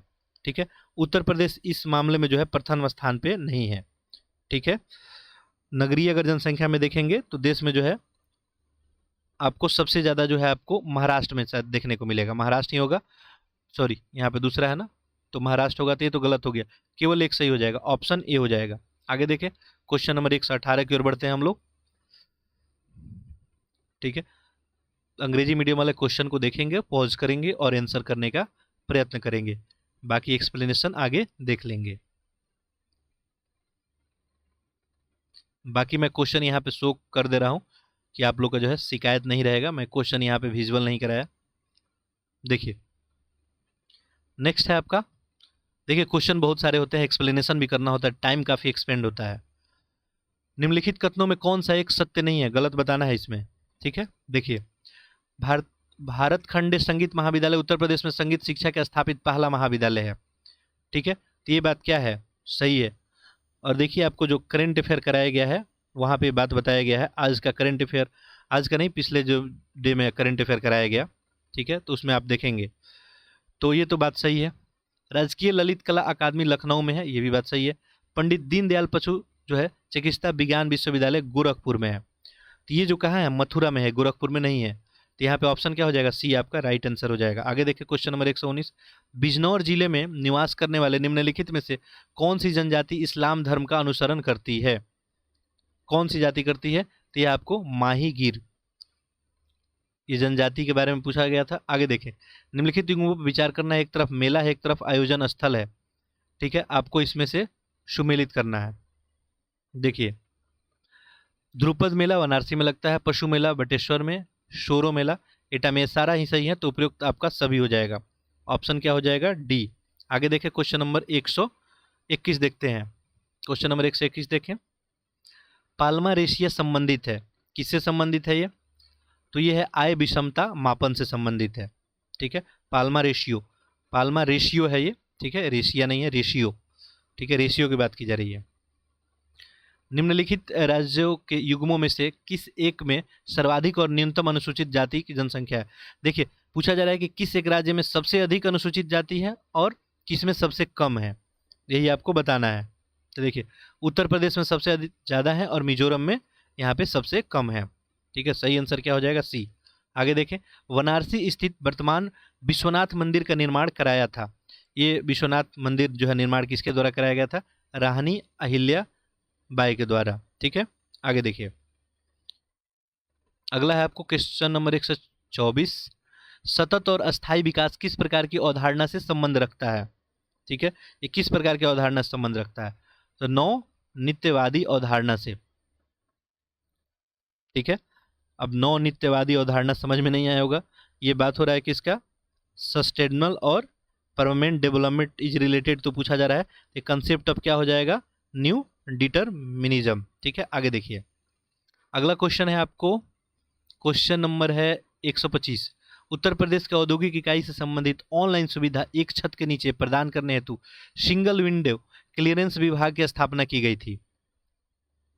तो इसका सही उत्तर क्या हो जाएगा, 2018-19 के बजट में जो है सिंगल विंडो क्लियरेंस विभाग की स्थापना की गई थी। सही उत्तर क्या हो जाएगा आपका, ऑप्शन बी। आगे देखें अगला है, दिसंबर 2021 में निम्नलिखित में से किस देश ने न्यू डेवलपमेंट बैंक के चौथे सदस्य के रूप में सदस्यता ग्रहण की। ये कौन ग्रहण किया है, मिस्र। आगे देखें, निम्नलिखित में से किस एक राज्य में प्रधानमंत्री नरेंद्र मोदी के द्वारा रेणुकाजी बांध परियोजना का नींव रखा गया। रेणुकाजी बांध ये जो है हिमाचल प्रदेश हो जाएगा। हाल ही में घोषित 68वें राष्ट्रीय फिल्म पुरस्कार संबंध निम्नलिखित युग्मों में कौन सा एक सही सुमेलित नहीं है, गलत बताना है। ठीक है, राष्ट्रीय फिल्म पुरस्कार के बारे में पहला देखिए, पहला यहाँ पे क्या दिया है कि आपको सर्वश्रेष्ठ अभिनेता धनुष। ठीक है, तो ये 68वां राष्ट्रीय फिल्म पुरस्कार की बात की जा रही है। इसमें सूर्या और अजय देवगन को जो है पुरस्कार सर्वश्रेष्ठ अभिनेता को दिया गया था, तो गलत हो गया। अभिनेत्री अपर्णा बाला मुरली, सर्वश्रेष्ठ हिंदी फिल्म तुलसीदास जूनियर। तो यहाँ पे चूंकि क्या बताना था, गलत बताना था, तो गलत उत्तर तो पहला ही मिल गया। अभिनेता किसको मिला गया था, अजय देवगन और इनके साथ जो है सूर्या, जो साउथ इंडिया के हीरो हैं। आगे देखिए क्वेश्चन नंबर 129, हाल ही में जारी हेनले पासपोर्ट इंडेक्स। अब इसके रिलेटेड हम लोग क्वेश्चन तो देखे हुए थे, आप लोग सही आंसर इसका बिल्कुल कर लेंगे। कौन सही है पूछा है, इस इंडेक्स में जापान शीर्ष पे है, बिल्कुल बात सही है। इस इंडेक्स में अंतिम स्थान पे यमन है। भारत, मारातानिया और ताजिकिस्तान के साथ संयुक्त रूप से भारत 87 पे था, तो सारा ही सही है। ऑप्शन क्या हो जाएगा आपका, डी हो जाएगा। आगे देखिए 130 देखते हैं, संघाई सहयोग संगठन द्वारा हाल ही में निम्नलिखित में से किस एक भारतीय शहर को 2022-23 के लिए अपनी प्रथम सांस्कृतिक और पर्यटक राजधानी के रूप में घोषित किया गया। ठीक है, तो ये जो है किसको किया गया है, ये भी हम लोग डिस्कस कर लिए थे, बनारसी को। अब ये क्वेश्चन जो रिपीटेड हो रहे हैं, पूछने का चांस ज़्यादा है, चूंकि ये सबसे इंपॉर्टेंट क्वेश्चन है। ठीक है, सारे टेस्ट पेपर में जो दिख रहे हैं ये पूछने के चांस ज़्यादा है। चलिए अंग्रेजी मीडियम वाले क्वेश्चन को देख लेंगे। ठीक है, और आंसर इसका करेंगे, वीडियो को पॉज करेंगे। ठीक है, बाकी आप एक्सप्लेनेशन जो है आगे देख लेंगे। चलिए आगे देखते हैं। क्वेश्चन नंबर 131 देखिए, प्रधानमंत्री नरेंद्र मोदी के द्वारा हाल ही में भारत के किस राज्य में देश के पहले सामुदायिक रेडियो स्टेशन दूधवाड़ी का उद्घाटन किया गया है? तो ये भी हम लोग देखे थे, गुजरात हो जाएगा। आगे देखें, अरावली जैव विविधता पार्क को फरवरी 2022 में भारत के प्रथम ओईसीएम स्थल का दर्जा IUCN के द्वारा प्रदान किया गया। यह पार्क कहाँ अवस्थित है? ठीक है, तो ये पार्क कहाँ है आपको? गुरुग्राम हरियाणा में है। ठीक है, आगे देखिए क्वेश्चन नंबर 133 देखते हैं। मई 2022 में टेड्रोस अदनोम गेब्रेयेसस विश्व स्वास्थ्य संगठन WHO के महानिदेशक चुने गए। इनके संबंध में बताना है क्या सही है। ठीक है, देखें यहाँ पे ध्यान देंगे। पहला है यहाँ पे, वे दक्षिण अफ्रीका के पूर्व स्वास्थ्य और विदेश मंत्रालय के मंत्री थे। ठीक है, तो ये जो है इथोपिया के थे, दक्षिण अफ्रीका के नहीं थे, गलत हो गया। वे इस संगठन के अध्यक्ष बनने वाले पहले अफ्रीकी हैं। ये बात जो है सही है, तो क्या हो जाएगा? Option B. आगे देखें, द इकोनॉमिक्स जो है इंटेलिजेंस यूनिट द्वारा हाल ही में जारी 2022 के लिए विश्व के सबसे रहने योग्य शहरों की सूची में प्रथम स्थान पे कौन है, ये बताना है। तो ये कौन रहा? इसमें वियना ऑस्ट्रेलिया नहीं है, ऑस्ट्रेलिया है। अगला देखें, युद्धाभ्यास जो है ब्रज प्रहार के संबंध में आपको बताना है, वज्र प्रहार। ठीक है, तो इसके बारे में भी हम लोग डिस्कस किए थे। देखिए, इसका आयोजन भारत अमेरिका के बीच किया गया। ठीक है, ये बात क्या है आपको? सही है। यह युद्धाभ्यास जो है बकलो जो हिमाचल प्रदेश में संपन्न हुआ, ये भी सही है। ऑप्शन क्या हो जाएगा? ऑप्शन सी हो जाएगा। आगे देखें क्वेश्चन नंबर 136। लेक्चर को आप लोग अधिक से अधिक बच्चों में जरूर शेयर करेंगे। देखिए, और चैनल को सब्सक्राइब जरूर कर लेंगे। देखिए, 3 दिवसीय अंतर्राष्ट्रीय साहित्य उत्सव जो है उन्मेष का आयोजन हाल ही में कहाँ पे किया गया? उन्मेष का आयोजन कहाँ पे किया गया, यही पूछा जा रहा है। ठीक है, इसका आयोजन कहाँ गया? शिमला, हिमाचल प्रदेश में। हाल ही में प्रधानमंत्री नरेंद्र मोदी द्वारा भारत के निम्नलिखित में से किस एक शहर में अटल ब्रिज का उद्घाटन किया गया? अटल ब्रिज का उद्घाटन कहाँ किया गया? अहमदाबाद में। आगे देखिए, निम्नलिखित में से किन्हें हाल ही में रक्षा अनुसंधान और विकास संगठन यानी DRDO के नए अध्यक्ष के रूप में नियुक्त किया गया? तो DRDO के नए अध्यक्ष कौन बने? समीर वी कामत। आगे देखें, शरणार्थियों की समस्या की दिशा में कार्य करने हेतु निम्नलिखित में से किस एक को हाल ही में यूनेस्को शांति पुरस्कार 2022 से सम्मानित किया गया? तो ये जो है एंजेला मर्केल को किया गया। आगे देखें, निम्नलिखित कथनों में कौन सा मिशन अमृत सरोवर से संबंध में सत्य है? ठीक है, तो ध्यान देंगे। पहला, प्रधानमंत्री नरेंद्र मोदी द्वारा इस अभियान का शुभारंभ 2022 में जो 24 अप्रैल को किया गया। पटवई रामपुर उत्तर प्रदेश में भारत के पहले अमृत सरोवर का उद्घाटन किया गया। तो यहाँ पे जो है दोनों स्टेटमेंट ही सही है। ऑप्शन आपका क्या हो जाएगा? सी। चलिए नेक्स्ट क्वेश्चन नंबर 141 की ओर बढ़ते हैं। और अंग्रेजी माध्यम वाले जो भी हैं, आप लोग जो है ये क्वेश्चन को जो है सॉल्व करेंगे। ठीक है, वीडियो को पॉज करके क्वेश्चन को सॉल्व करने का प्रयत्न करेंगे।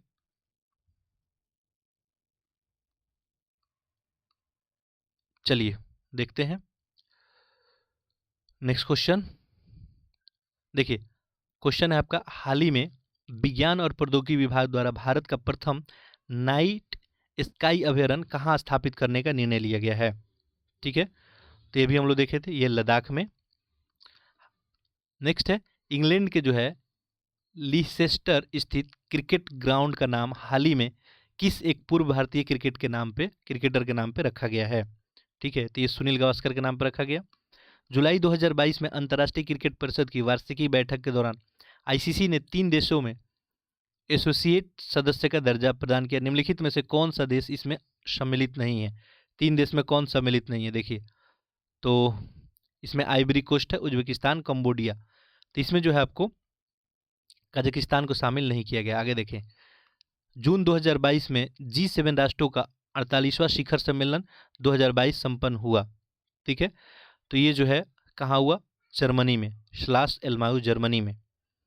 आगे देखिए क्वेश्चन नंबर 145, हाल ही में जीरो वैश्विक लैंगिक अंतराल रिपोर्ट 2022 के संबंध में बताना है, कौन सा सही है? ठीक है, देखिए क्वेश्चन विजुअल हो पा रहा होगा। पहला देखें, यह रिपोर्ट विश्व आर्थिक मंच द्वारा जारी किया जाता है, सही है। इस सूचकांक में आइसलैंड शीर्ष स्थान प्राप्त किया है वैश्विक लैंगिक अंतराल रिपोर्ट में। इस सूचकांक में भारत 135वां, तो ये भी बात सही है, तीनों ही सही हो गया। तो ऑप्शन क्या हो जाएगा आपका? डी हो जाएगा। क्वेश्चन नंबर 146 देखते हैं। देखिए, हाल ही में स्वयं को इंटरनेट सेवा शुरू करने वाला भारत का प्रथम और एकमात्र राज्य कौन है? स्वयं का। ठीक है, ये कौन है आपको? केरल है। आगे, केंद्रीय सामाजिक न्याय और अधिकारिता मंत्रालय द्वारा लक्षित क्षेत्रों के हाई स्कूल में पढ़ने वाले छात्रों के लिए किस एक योजना की शुरुआत हाल ही में की गई है? तो ये कौन सा योजना है? श्रेष्ठ देखे थे हम लोग ये। निम्नलिखित में से कौन सी भारत की प्रथम नए जल नाक से दी जाने वाली कोविड वैक्सीन है? ठीक है, तो इसके बारे में आप जानते होंगे कौन सी है। ये क्वेश्चन पूछे जाने का चांस है। BBV जो आपको 154 इंट्रा नेजल। क्वेश्चन नंबर 149 देखेंगे, लोक कला, प्रदर्शन कला, क्षेत्रीय व्यंजनों और वीरता पुरस्कार विजेताओं को बढ़ावा देने के उद्देश्य से किस राज्य सरकार द्वारा एक सामुदायिक रेडियो चैनल रेडियो जयघोष, ठीक है, रेडियो जयघोष के बारे में हम लोग बात किए थे, किसके द्वारा है? ये उत्तर प्रदेश के द्वारा। आगे देखिए, विज्ञान और प्रौद्योगिकी मंत्रालय के निर्देशन में संचालित भारत के प्रथम लेवेंडर महोत्सव, अब ये भी हम लोग क्वेश्चन देख चुके हैं। लेवेंडर महोत्सव ये कहाँ इसका आयोजन किया गया? तो ये किया गया जम्मू एंड कश्मीर में। तो इस तरह से हम लोग पूरा 150 क्वेश्चन फिनिश कर लिए बहुत अच्छे तरीके से। तो ये आपका जो था DIS का टेस्ट नंबर 1 था। ठीक है, ये क्या था? कंप्लीट आपको टेस्ट था, यानी GS पेपर का टेस्ट था। आगे फिर हम लोग इसको कंटिन्यू करेंगे और दृष्टि का जो भी टेस्ट बचा हुआ है उसको भी हम लोग पैरेलली में करेंगे। ठीक है, तो जो भी टेस्ट यहाँ पे जितने भी अच्छे टेस्ट हैं हम लोग बिल्कुल करेंगे। तो चैनल को जो है आप लोग अधिक से अधिक लोगों में शेयर जरूर करें। ठीक है, और सब्सक्राइब जरूर कर लें। ठीक है, अभी तो ये शुरुआत है, आप सभी के लिए बहुत सारा काम यहाँ पे किया जाएगा। ठीक है, चलिए अगले नेक्स्ट जो है टेस्ट सीरीज में हम फिर मिलते हैं। तब तक के लिए आप सभी का बहुत बहुत धन्यवाद।